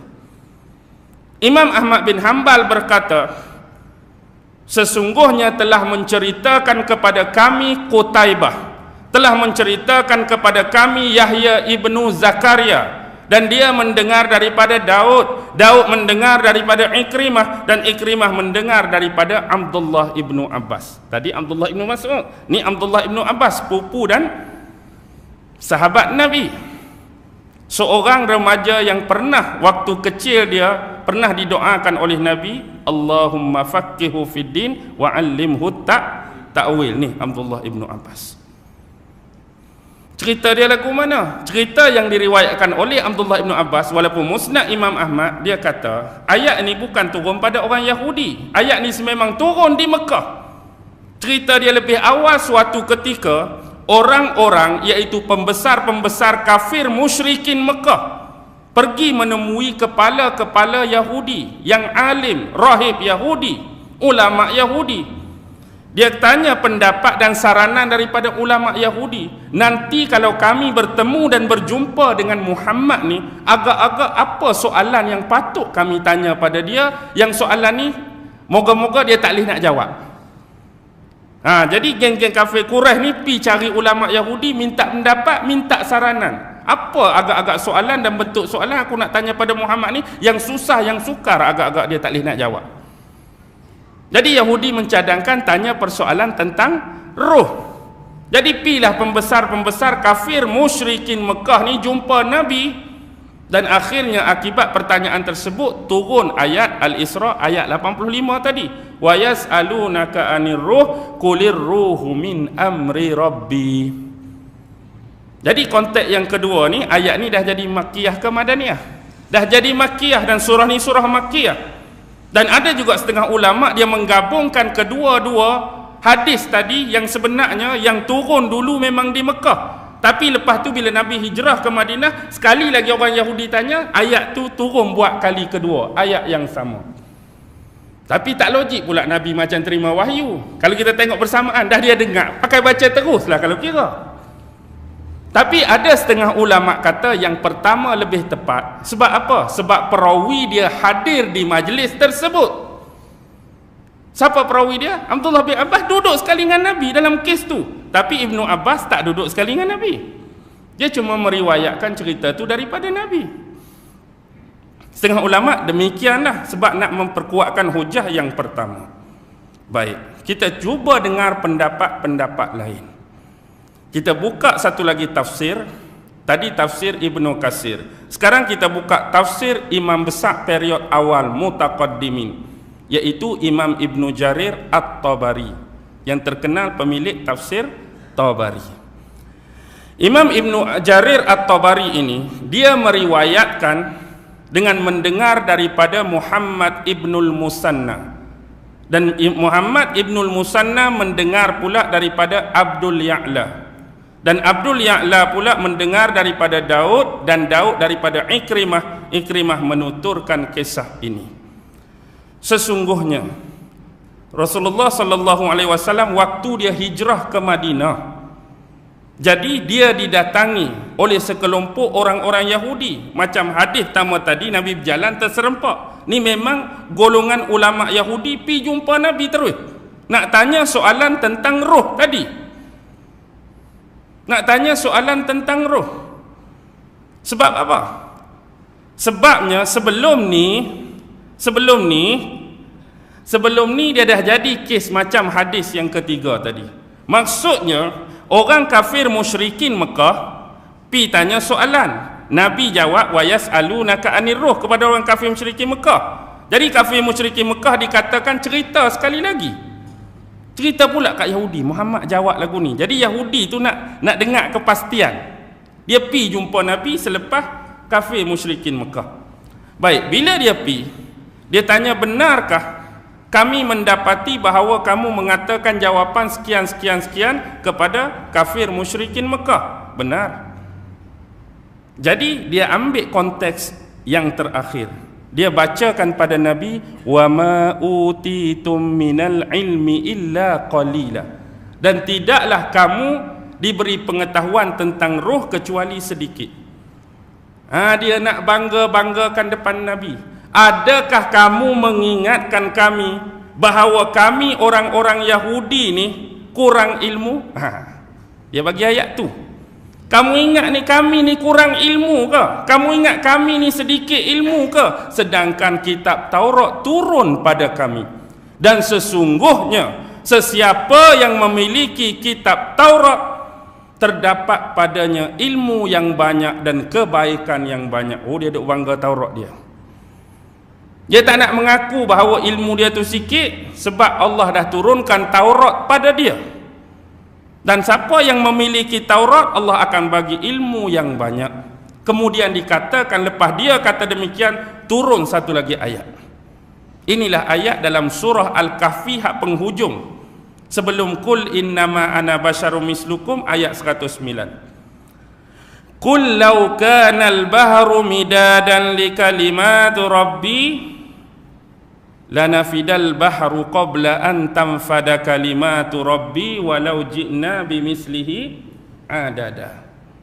Katakanlah wahai Muhammad, sekiranya kesemua jenis lautan yang ada di atas dunia ini dijadikan tinta, ambil semua jenis laut atas dunia ni, jadikan dakwat, letak dalam pen, letak dalam pena, letak dalam kolam untuk menuliskan kalimah-kalimah Tuhanku. nescaya tinta tadi, dakwat tadi, air laut tadi akan mengering sebelum kamu habis menuliskan kalimah-kalimah Tuhanku. Walaupun didatangkan, walau ji'na bimislihi, seumpama tu. Kalau kita kata ada 7 jenis lautan, wak mari pula 7 hak lain, madada sebagai bantuan pun tak akan pernah habis-habis kalau nak menuliskan ilmu-ilmu dan kalimah-kalimah daripada Tuhan. Ayat ni nak menyangga, nak menafikan bahawa mereka mempunyai ilmu yang banyak, tetapi hakikatnya ilmu yang Allah bagi tu sikit saja. Dan Ikrimah mengatakan kepada orang Yahudi, sesungguhnya amat beruntunglah kamu kerana Taurat turun kepada kamu, dan ambillah isi-isi dan pelajaran itu sebagai panduan hidup kamu, dan jangan kamu menganggap bahawa dengan memahami Taurat dengan sedalam-dalamnya ilmu pengetahuan kamu akan sama macam ilmu pengetahuan Allah Subhanahu wa taala. Ini nak mengaitkan tentang ayat ni, ayat Makkiyah. Bagaimana sekarang kita datangkan satu lagi riwayat daripada Muhammad bin Ishaq. Siapa tak kenal Muhammad bin Ishaq, atau lebih dikenali Ibnu Ishaq, seorang ahli sejarawan yang terkenal. Dia meriwayatkan daripada teman rakan karib dia, Imam besar Atha bin Yasar, yang mana Atha bin Yasar menceritakan bahawa bila Nabi sampai di Madinah, ulama-ulama Yahudi datang bertemu dengan Nabi, bertanyakan tentang skop yang terakhir tadi, wa ma utitum minal ilmi illa qalila.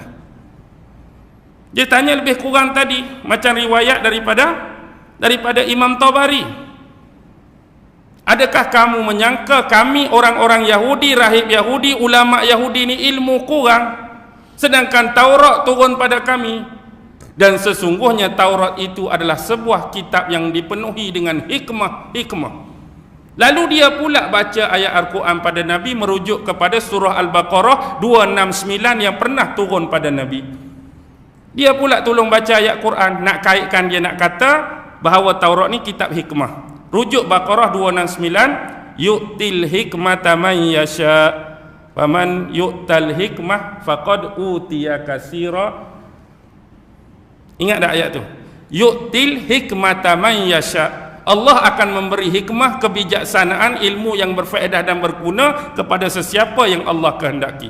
Wa man yu'tal hikmah faqad utiya khairan katsira. Sesiapa yang diberi Allah ilmu hikmah, ilmu kebijaksanaan, berfaedah dan berguna ini, sesungguhnya dia telah diberi kebaikan yang banyak. Wa ma yazakkaru illa ulul albab. Dan tidaklah yang mendapat peringatan kecuali manusia-manusia yang diberi akal, yang berfikir.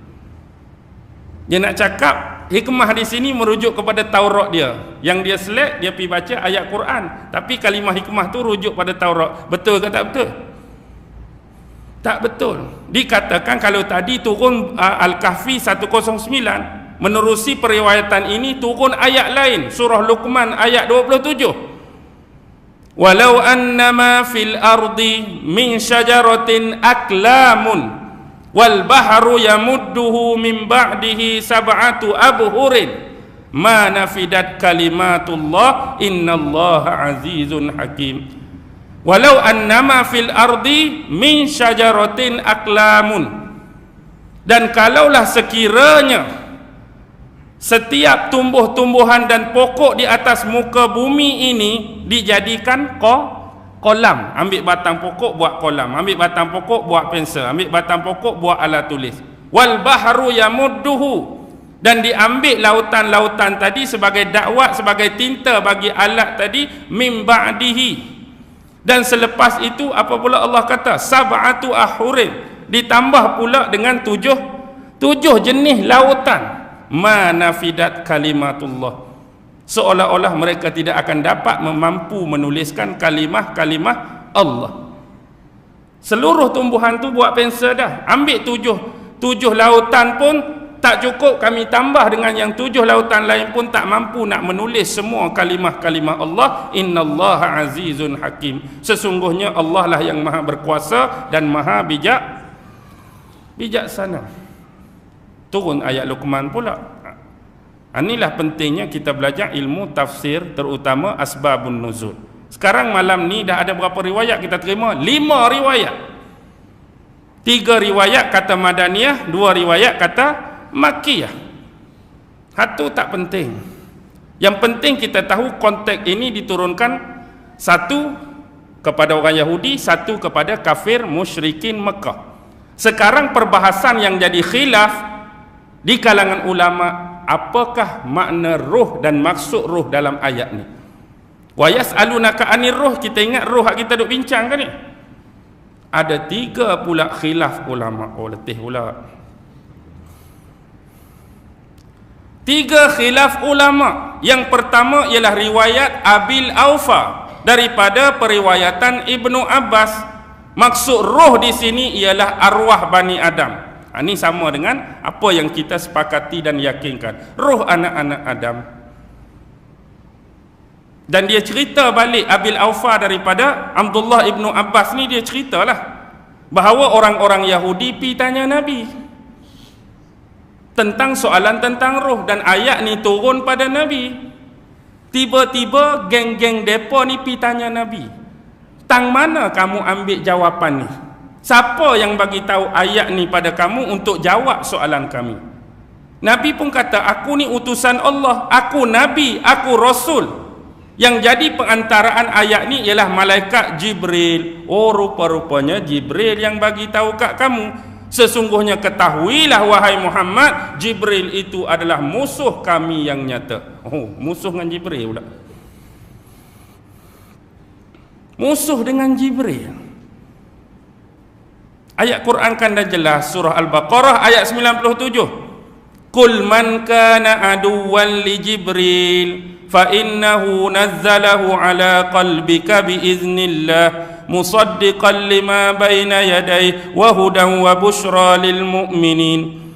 Katakanlah wahai Muhammad, man kana aduwwan li Jibril, sesiapa yang menjadikan malaikat Jibril itu musuh dia, sedarilah kamu, fa innahu nazzalahu ala qalbika biiznillah, sesungguhnya malaikat Jibril itulah yang telah menurunkan ayat-ayat suci Al-Quran ke dalam dada kamu, hati kamu, sebagai bentuk hafazan dengan izin Allah. Musaddiqan lima baina yadah, dan dia juga membenarkan kitab-kitab yang pernah turun sebelum kamu. Orang yang sama jugalah. Yang turun Taurat pada Musa, Jibril. Yang turun Zabur pada Daud, Jibril. Yang turun Injil pada Isa, Jibril.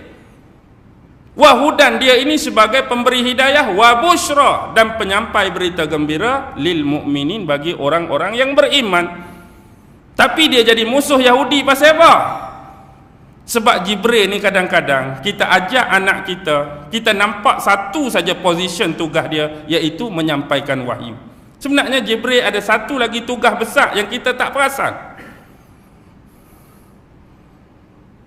Ada lagi satu tugas. Apa dia? Bila Allah nak membalakan satu-satu kaum, Jibril lah penugas.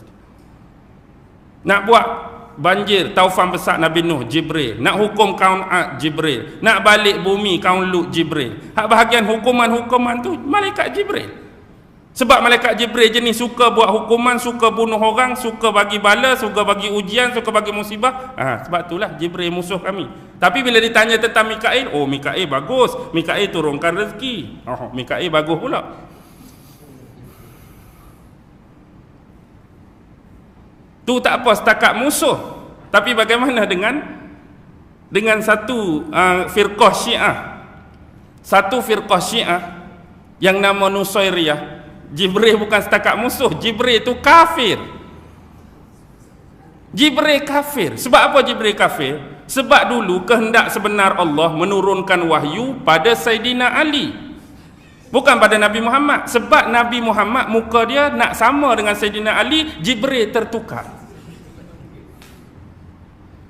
Allah suruh bagi kat Sayyidina Ali, Jibril tertukar. Mana ni? Ni Ali ke Muhammad? Bagi kat Nabi Muhammad. Jibril tersilap. Kafir Jibril. Tu Syiah. Tapi saya sebut awal tadi, firqah Nusairiyah. Jangan duk babik dengan hal lain. Nusairiyah duk mana? Duk Syria sekarang tu lah. Bashar al-Assad tu Nusairiyah. Gelaran lain dia Hattabun, Alawiyun, Namiriyah sama juga, nama yang lain. Baik, yang pertama arwah itulah. Pemaknaan roh yang kedua pendapat Imam Qatadah. Imam Qatadah kata makna roh di sini ialah malaikat Jibril, bukan roh kita, malaikat Jibril. Periwayatan diambil daripada mana? Daripada Ibnu Abbas. Bila hak tadi pun Ibnu Abbas, hak ni Ibnu Abbas, bagaimana boleh jadi konteks yang berbeza? Takkan Ibnu Abbas sekejap orang tanya roh, arwah manusia, sekejap orang tanya roh, malaikat Jibril. Sinilah saya tak tahu riwayat ini sebenarnya keluar daripada mulut Imam Qatadah atau tidak, tapi rasa berat nak menerima. Tapi bila kita rujuk, apa kata dia? Sebenarnya Ibnu Abbas tahu hakikat yang sebenar ayat ni ialah malaikat Jibril, tetapi Ibnu Abbas sengaja menyembunyikan makna sebenar kalimah roh dalam ayat ni. Saya tak berapa nak berkenan lah, tapi tak tahulah, takut betul-betul kalimah dia, sebab Imam Qatadah ni imam besar, seolah-olah dia ni cuba menafikan Ibnu Abbas ni hakikat yang sebenar. Ibnu Abbas nak kata Jibril, tapi dia cuba sembunyikan, dia cuba hidden benda tu, cerita kata arwah manusia.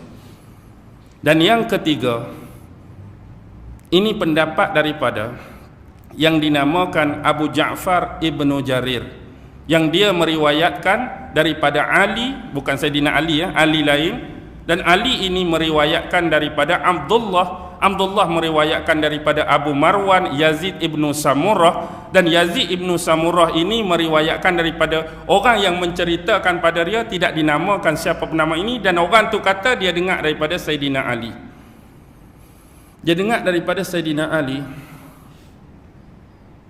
Apa kata dia? Dia kata sesungguhnya yang dimaksudkan dalam ayat ini ialah nama satu malaikat. Allah jadi satu malaikat ni kalau himpun semua jenis malaikat, kalau himpun semua jenis manusia, himpun syaitan, himpun iblis, himpun semua makhluk Allah, campur tu barulah sama besar dengan malaikat ni.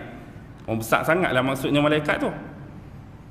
Malaikat yang paling besar Allah buat, campur semua makhluk Allah lain, campur tu semua baru sama besar dengan malaikat ni. Tu pandangan yang ketiga. Dan dalil hak dia bawa dalam hadis Imam Tabarani. Pernah dengar Imam Tabarani juga seorang ulama besar hadis. Qala Imam At-Tabarani haddatsana Auza'i wa haddatsana Atha an Abdullah ibnu Mas'ud radhiyallahu taala anhu qala sami'tu Rasulullah sallallahu alaihi wasallam yaqulu inna lillahi malakan law qila lahu iltaqimis samawati sab'u wal ardin laqam'atin wahidatin la fa'ala tasbihuhu subhanaka haitsu kunta. Siapa yang kata tadi? Imam Tabarani. Dia mendengar daripada siapa yang menceritakan? Imam Auza'i daripada Atha mendengar bahawa Abdullah ibnu Mas'ud berkata, sesungguhnya aku telah mendengar Nabi Muhammad sallallahu alaihi wasallam bersabda, inna lillahi malakan, sesungguhnya di sisi Allah ada satu jenis malaikat. Lau qila lahu, kalaulah Allah mengatakan dan memerintahkan pada dia, iltaqimis samawati sab'u wal ardin, telanlah 7 lapis bumi dan telanlah 7 lapis bumi, 7 lapis langit, laqam'atin wahidatin la fa'ala, nescaya dia akan ikut arahan dan perintah Allah, dia boleh 7 lapis langit campur 7 lapis bumi dengan sekali telan saja. Tasbihuhu, dan tasbih yang selalu dia ucapkan, subhanaka haitsu kunta, maha suci Allah yang layak bagi keagungan kamu. Nampak pelik, tapi predikat hadis ini gharib, dan ulama-ulama hadis mendefinisikan hadis ini adalah hadis mungkar. Tak boleh diterima pakai, sebab cerita pun pelik dah. Sebab tu panggil hadis gharib. Kita ni tak boleh dengar pakai ya, walaupun dinisbahkan kepada Nabi. Hadis mungkar, cerita tak masuk akal. Satu lagi, didatangkan riwayat juga daripada orang yang sama. Dalam satu hadis tu diceritakan, asar ni bukan hadis, asar. Dia dengar daripada Ali ni. Asar ni dengar daripada Ali, yang mana macam ni, dia kata ada satu makhluk Allah ni, yang malaikat tadi dia ada 70,000 kepala. Malaikat ni ada 70,000 kepala. Setiap kepala dia ada 70,000 lidah. Kepala dah 70,000, satu kepala keluar pula 70,000 lidah. Dan satu lidah tadi boleh bertutur 1000 bahasa.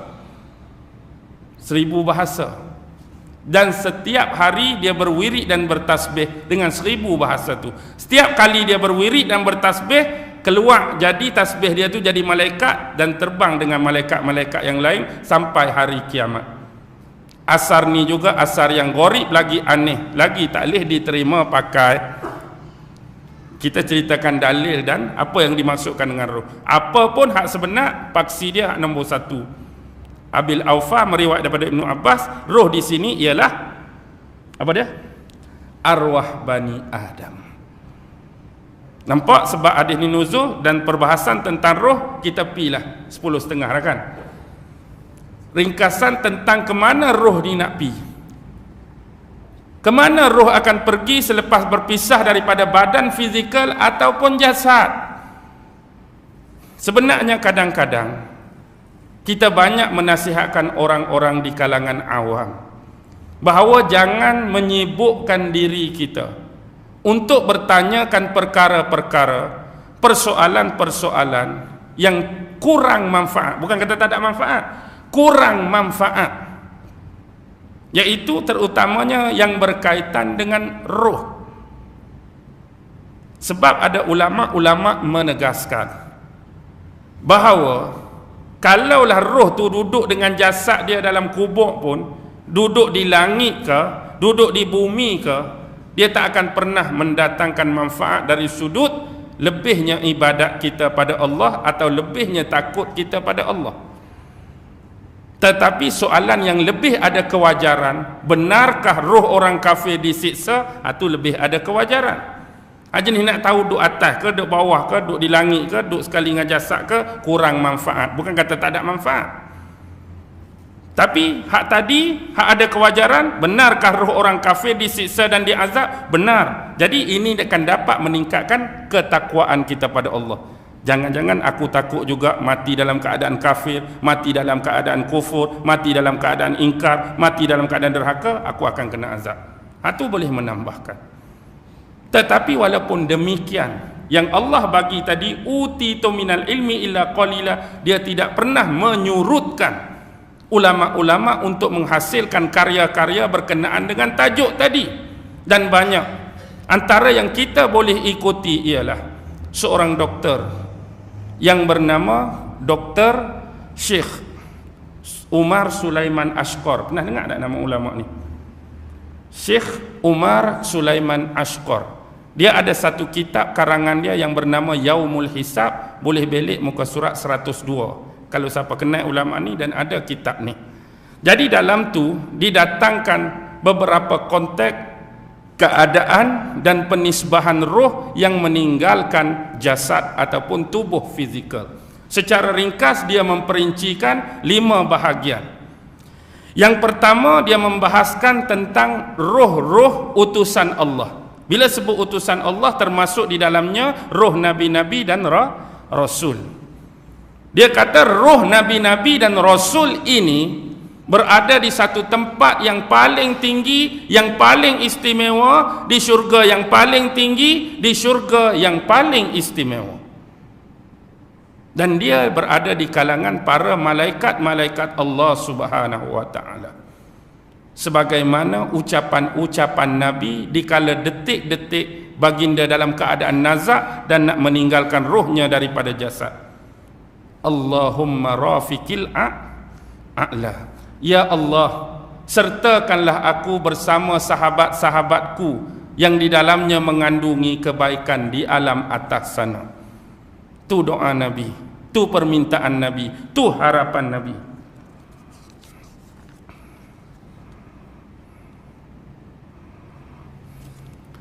Tu harapan daripada Nabi Muhammad sallallahu alaihi wasallam. Allahumma rafiqil a'la, satu tempat yang istimewa, yang special. Perbahasan yang kedua ialah tentang roh para syuhada. Roh para orang yang mati syahid, berperang, berjuang, berkhidmat pada jalan Allah. Roh mereka ini berada di dalam tembolok. Apa dia tembolok? Tenggorokan, dalam leher, seolah-olah macam kalau burung tu buka paruh dia, duduk roh orang-orang yang mati syahid.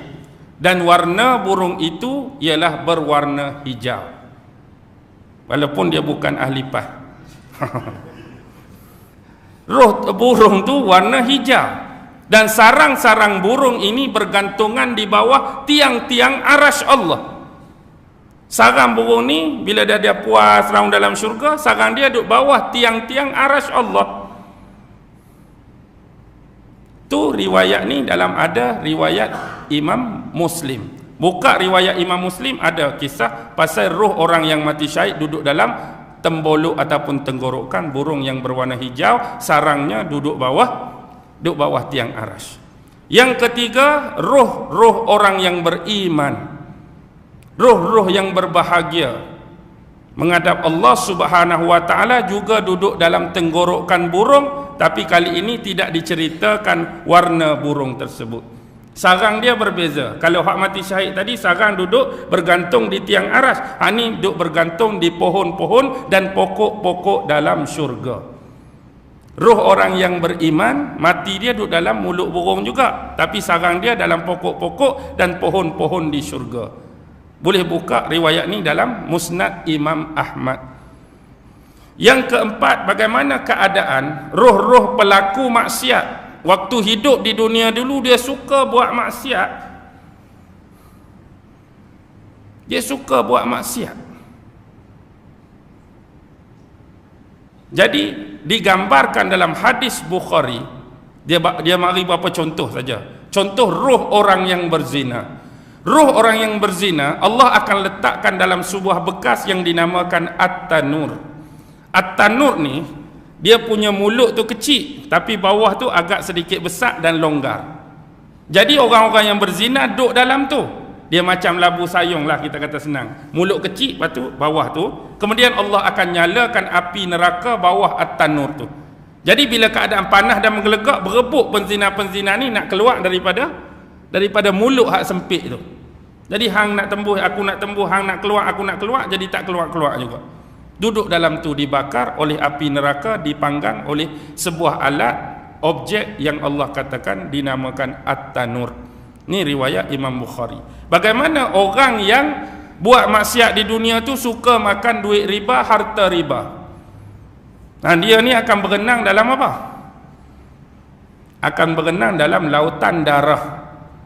Bila dia nak pi ke tebing, nak ambil nafas, nak menguap nafas, di tebing tu dah ada orang ready baling batu daripada neraka-neraka jahanam. Tak jadi pi landing tepi, kuat lentang balik. Roh orang yang bercakap bohong, menipu, berdusta, Allah akan cangkuk dia dengan cangkuk daripada neraka, masuk di mulut, rabik sampai ke tenggorokan dia. Ini ikuti riwayat Imam Bukhari. Bagaimana juga roh orang kafir. Dikatakan roh orang kafir akan diletakkan di dalam neraka Sijin, berserta dengan jasad-jasadnya sekali dibakar di dalam neraka Sijin. Di dalam kubur dia tu ada satu makhluk Allah yang dikatakan makhluk ni buta dan tuli. Kenapa Allah buat buta, kenapa Allah buat tuli, wallahu alam. Mungkin buta tu sebab tak mau kesian nak pukul kuat-kuat dak. Jadi tak tengok, tak apalah, gedung-gedang. Yang telinga ni tuli, takut aduh kesian juga. Tak dengar apa, tak boleh tengok apa, pukul saja. Dia ada satu alat nama Al-Ghadak. Dia pukul orang kafir dengan Al-Ghadak ni, dibayangkan sebagai ibarat dan tamsilan sekiranya alat pukulan yang nama Al-Ghadak ini dihentamkan pada gunung dan bukit di dunia, lebur, jadi tanah dan berterbangan bagai debu-debu. Kalau pukul bukit, pukul gunung, jadi tanah dan debu-debu, pukul orang, faham sendirilah. Ni untuk roh orang kafir. Inilah perbahasan tentang 5 kelompok. Tetapi ada kaitnya kita kembali kepada zaman sahabat. Sebab pernah ditanya kepada Sayyidina Umar bin Al-Khattab, pernah ditanya, oleh Sayyidina Umar bin Al-Khattab, wahai khalifah, selepas manusia ini berpisah dengan jasad dia, iaitu mengalami kematian, kemanakah roh-roh ini akan pergi? Jawapan daripada Sayyidina Umar bin Al-Khattab, khalifah pertama, sahabat Nabi yang paling setia, roh ini akan menuju kepada 7 tempat. Ini ada sedikit perbezaan dengan apa yang Dr. Umar Sulaiman Ashqar tulis. Dia kata roh yang pertama, utusan Allah daripada kalangan Nabi-Nabi dan Rasul, akan menuju ke syurga Adnin. Umar kata akan menuju ke syurga Adnin. Manakala roh orang-orang yang dianggap di kalangan ulama-ulama, orang-orang alim yang mewarisi sifat-sifat dan keilmuan Nabi, roh mereka akan menuju kepada syurga Firdaus. Roh orang alim akan pergi syurga Firdaus. Manakala roh orang-orang yang beriman, roh orang yang beriman, jiwa yang berbahagia, hati yang berbahagia, akan pergi syurga nama Illiyin. Syurga Illiyin. Nabi syurga Adnin, ulama syurga Firdaus, orang beriman syurga Illiyin. Bagaimana pula dengan orang-orang yang mati syahid? Ini ada persamaan. Mereka ada duduk dalam tembolok dan tenggorokan burung tadi, dan mereka boleh terbang sesuka hati dalam syurga. Yang keempat, yang kelima ialah roh orang-orang yang beriman tetapi bersifat asi. Dia beriman tapi selalu buat dosa, selalu buat maksiat pada Allah. Roh orang ini akan tergantung di udara, tidak di langit dan tidak di bumi. Dia duduk tengah-tengah, tak boleh naik, tak boleh turun. Di udara tu wallahu alam, satu dimensi lain yang ditentukan oleh Allah Subhanahu wa taala. Yang keenam, roh anak-anak orang yang beriman Allah akan letak di sebuah bukit di puncak gunung, yang bau bukit tu dibuat daripada misk. Apa dia misk? Kasturi. Bukit kasturi. Anak-anak orang yang beriman. Manakala orang-orang kafir, Allah akan letakkan dia di neraka, macam tadilah, neraka Sijin. Dan ada sebahagiannya diazab bersama dengan jasad dia dalam kubur. Itu pertanyaan daripada sahabat lain kepada Sayyidina Abu Bakar. Tapi ada satu hadis Nabi, siapa nak benda ni, buatlah 3 benda ni. Rasulullah sallallahu alaihi wasallam bersabda, sesungguhnya ada 3 kumpulan, 3 golongan, 3 firqah yang akan dijabat tangannya oleh malaikat sebaik saja Allah bangkitkan dia daripada kubur di mahsyar kelak. Kita ni Allah bangkit keluar daripada kubur kita, tiba-tiba ada sekumpulan malaikat nak jabat tangan kita. 3 kumpulan ni malaikat cari nak bersalam. Yang pertama ialah orang-orang yang mati syahid, orang-orang yang berjuang dan berkhidmat pada jalan Allah. Orang mati syahid, besok malaikat mari nak salam. Yang kedua, orang-orang yang berpuasa pada hari Arafah. Orang yang berpuasa pada hari Arafah. Dan yang ketiga, orang yang banyak melakukan solat malam, dalam erti kata tahajud dan yang seumpama dengannya pada bulan Ramadan. Siapa yang banyak bangun malam, solat malam, tahajud bulan Ramadan, puasa hari Arafah dan mati syahid, keluar daripada kubur, akan dijabat tangannya oleh para malaikat. Nampak dah ke mana roh tu akan pergi, ke mana roh tu akan menginap sebagai destinasi sementara menuju ke alam akhirat. Nak lagi ke? Kau rasa boring dah? Nak pukul 11 ni ustaz, tak puas-puas lagi ke? Ambillah satu kisah yang terakhir. Kisah ni riwayat Abu Lais As-Samarqandi, dan melalui jalur periwayatan yang panjang, sanad ini sampai kepada sahabat Nabi yang bernama Al-Barra' bin Azib. Al-Barra' bin Azib meriwayatkan suatu hari berlaku kematian kepada salah seorang sahabat Nabi dari golongan Ansar. Jadi sahabat Nabi seorang daripada golongan Ansar tu meninggal. Jadi kami bersama-sama menguruskan mayat sahabat Ansar ni Dan bila selesai disolatkan, kami semua bawa dia ke tanah perkuburan. Jadi bila sampai di tanah perkuburan, mayat ni diletakkan di tepi. Jadi tak turun lagi mayat, tak masuk lagi dalam liang lahat. Jadi Nabi pun duduk di birai apa?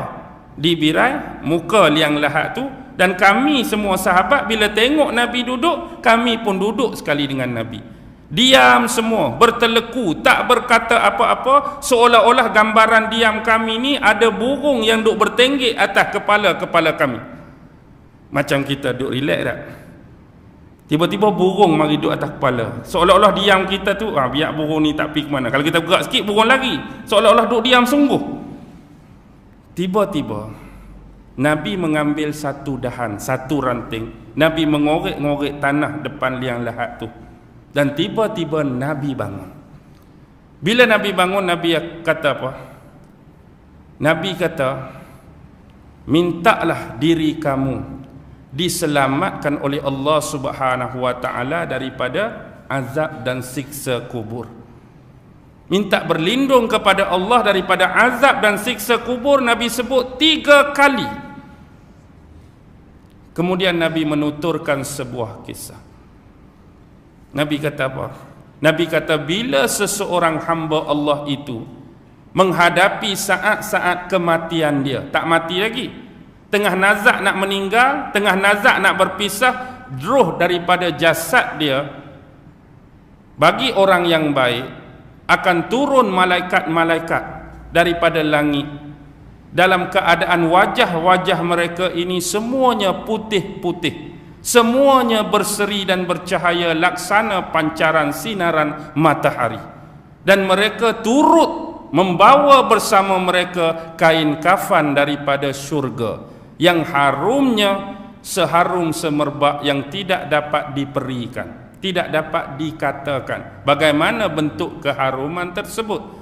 Dan dia duduk di antara kepala mayat sampai sejauh mata memandang. Kalau hari ni, setakat ni nampak orang, maksudnya ada malaikat lagi.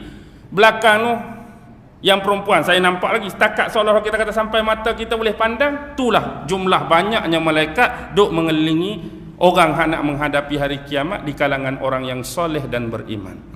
Malaikat akan turun, pakaian putih, muka putih, bersih, berseri-seri macam pancaran bulan, bawa siap dah kain kafan daripada syurga yang harum dia tak boleh nak cerita. Jadi akan duduk malaikat Israel di sebelah dia dan mengucapkan, ayat ini ada dalam ayat Al-Quran, ya ayyatuhan nafsul mutmainnah irji'i ila rabbiki radiyatan mardiyah.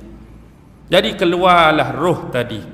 Gambaran tamsilan yang Rasulullah bagi, roh orang yang soleh dan beriman akan keluar daripada mulut cerek. Cerek macam kita ada cerek, daripada air tu mengalir elok saja dia turun. Macam kita ada air dan cerek, kita curah tu. Jadi roh tu akan keluar seumpama turunnya air daripada mulut kendi ataupun mulut cerek. Kemudian terus roh tadi akan diambil dan diangkat dan dikafankan dengan kafan daripada syurga. Kemudian para malaikat tadi akan membawanya ke alam atas.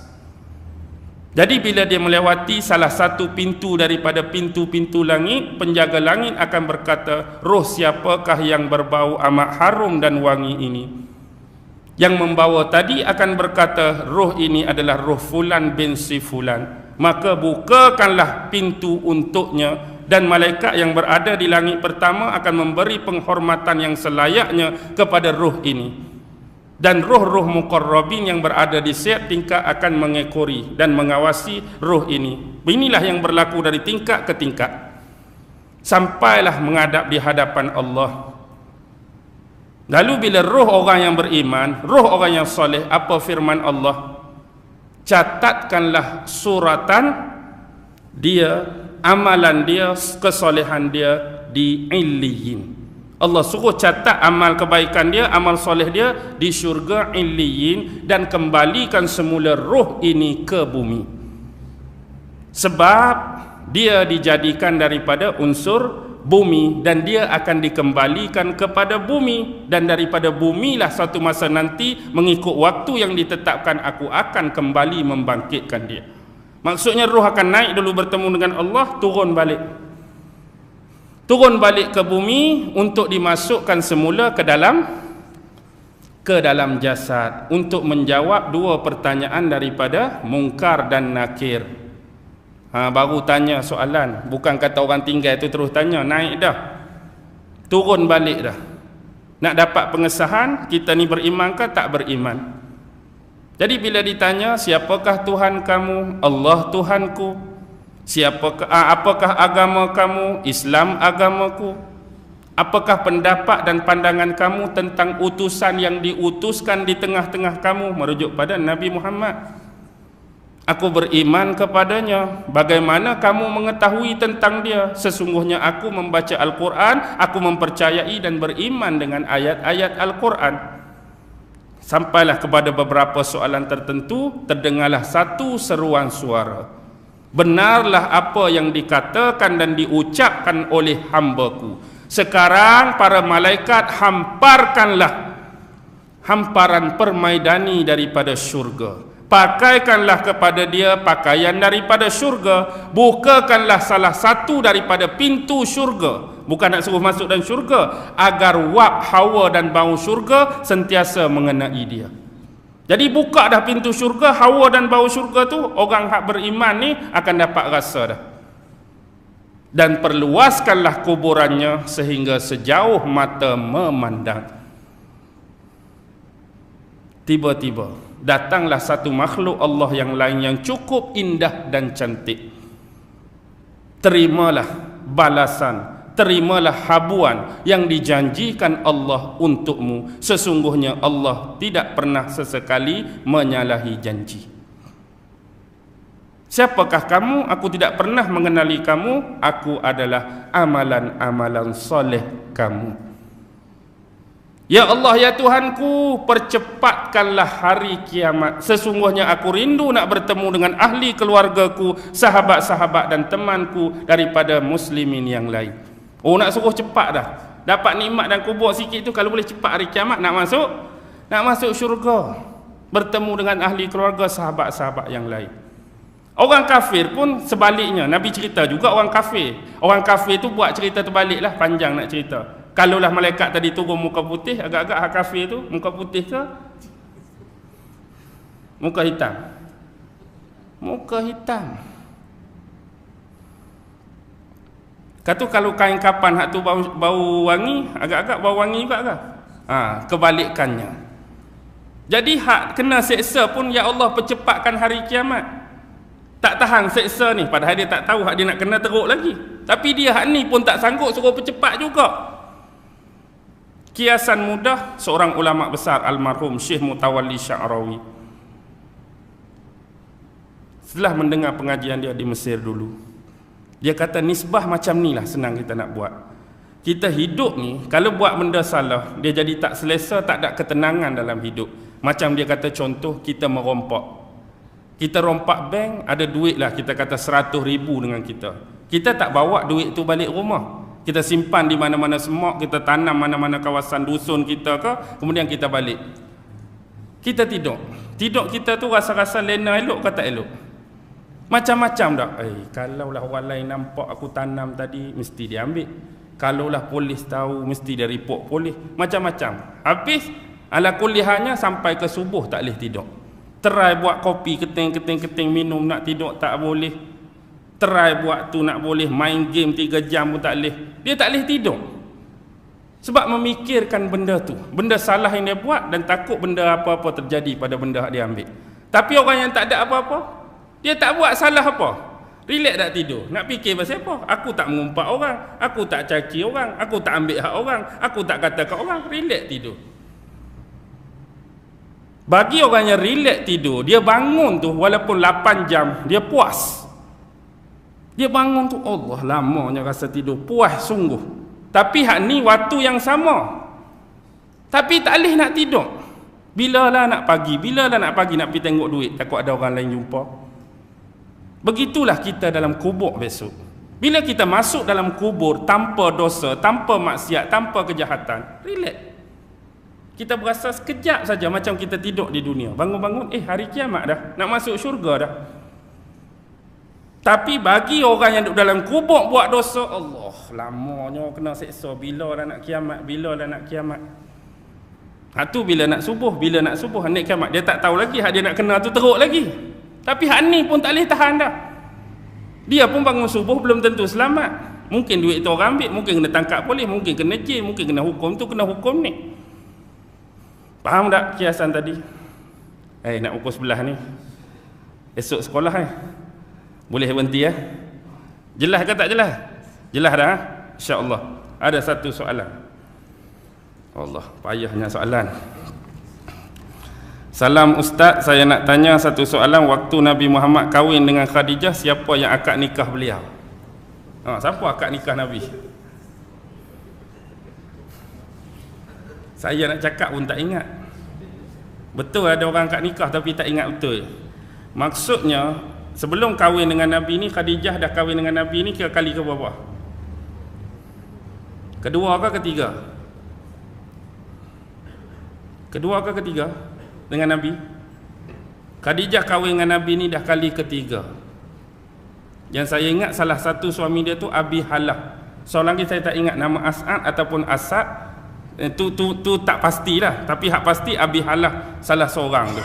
Jadi dia juga punya anak dengan suami-suami terdahulu, dan perkahwinannya dengan Nabi Muhammad ni adalah kali ketiga dan merupakan perkahwinan kali pertama bagi pihak Nabi Muhammad. Tapi yang pinang dia tu ialah sama ada sepupu ataupun bapa saudara dia. Sepupu ataupun bapa saudara Nabi. Nanti boleh rujuk. Ada tak buka mana-mana boleh ambil maklumat. Saya tak ingat sungguh ni. Tapi memang berlaku akad nikah tu sama ada sepupu ataupun bapa saudara Nabi. Tapi tidak secara pasti itulah.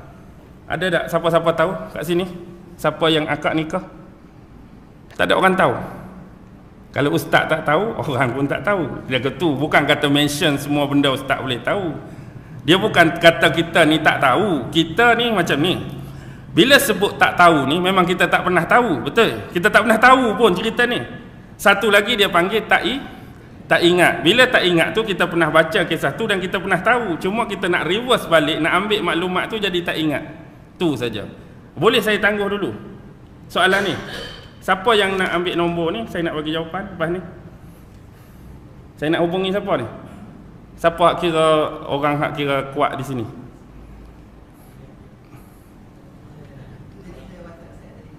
WhatsApp tadi. Okey, insya-Allah. Insya-Allah saya akan WhatsApp. Tapi nak kira nak pemberitahuan umum, lepas tu ceritalah siapa insya-Allah. Okey, tak ada soalan lain kot. Kita pun dah tengah malam ni. Kau ada lagi? Tak ada aku dah. Insya-Allah nanti saya mesej kalau dapat jawapan yang jelas dan pasti, dan saya sudahi dengan lafaz yang mulia. Wabillahi taufiq wal hidayah. Wassalamualaikum warahmatullahi wabarakatuh. أعوذ بالله من الشيطان الرجيم بسم الله الرحمن الرحيم اللهم إنك تعلم أن هذه القلوب قد اجتمعت على محبتك والتقت على طاعتك وتوحدت على دعوتك وتعاهدت على نصرة شريعتك فوسك اللهم رابطتها وأدم ودها واهدها سبلها واملأها بنورك الذي لا يخبو واشرح صدورها بفيض الإيمان بك وجميل التوكل عليك وأحيها بمعرفتك وأمتها على الشهادة في سبيلك إنك نعم المولى ونعم النصير وصلى الله على سيدنا محمد وعلى آله وصحبه وسلم والحمد لله رب العالمين الله أكبر.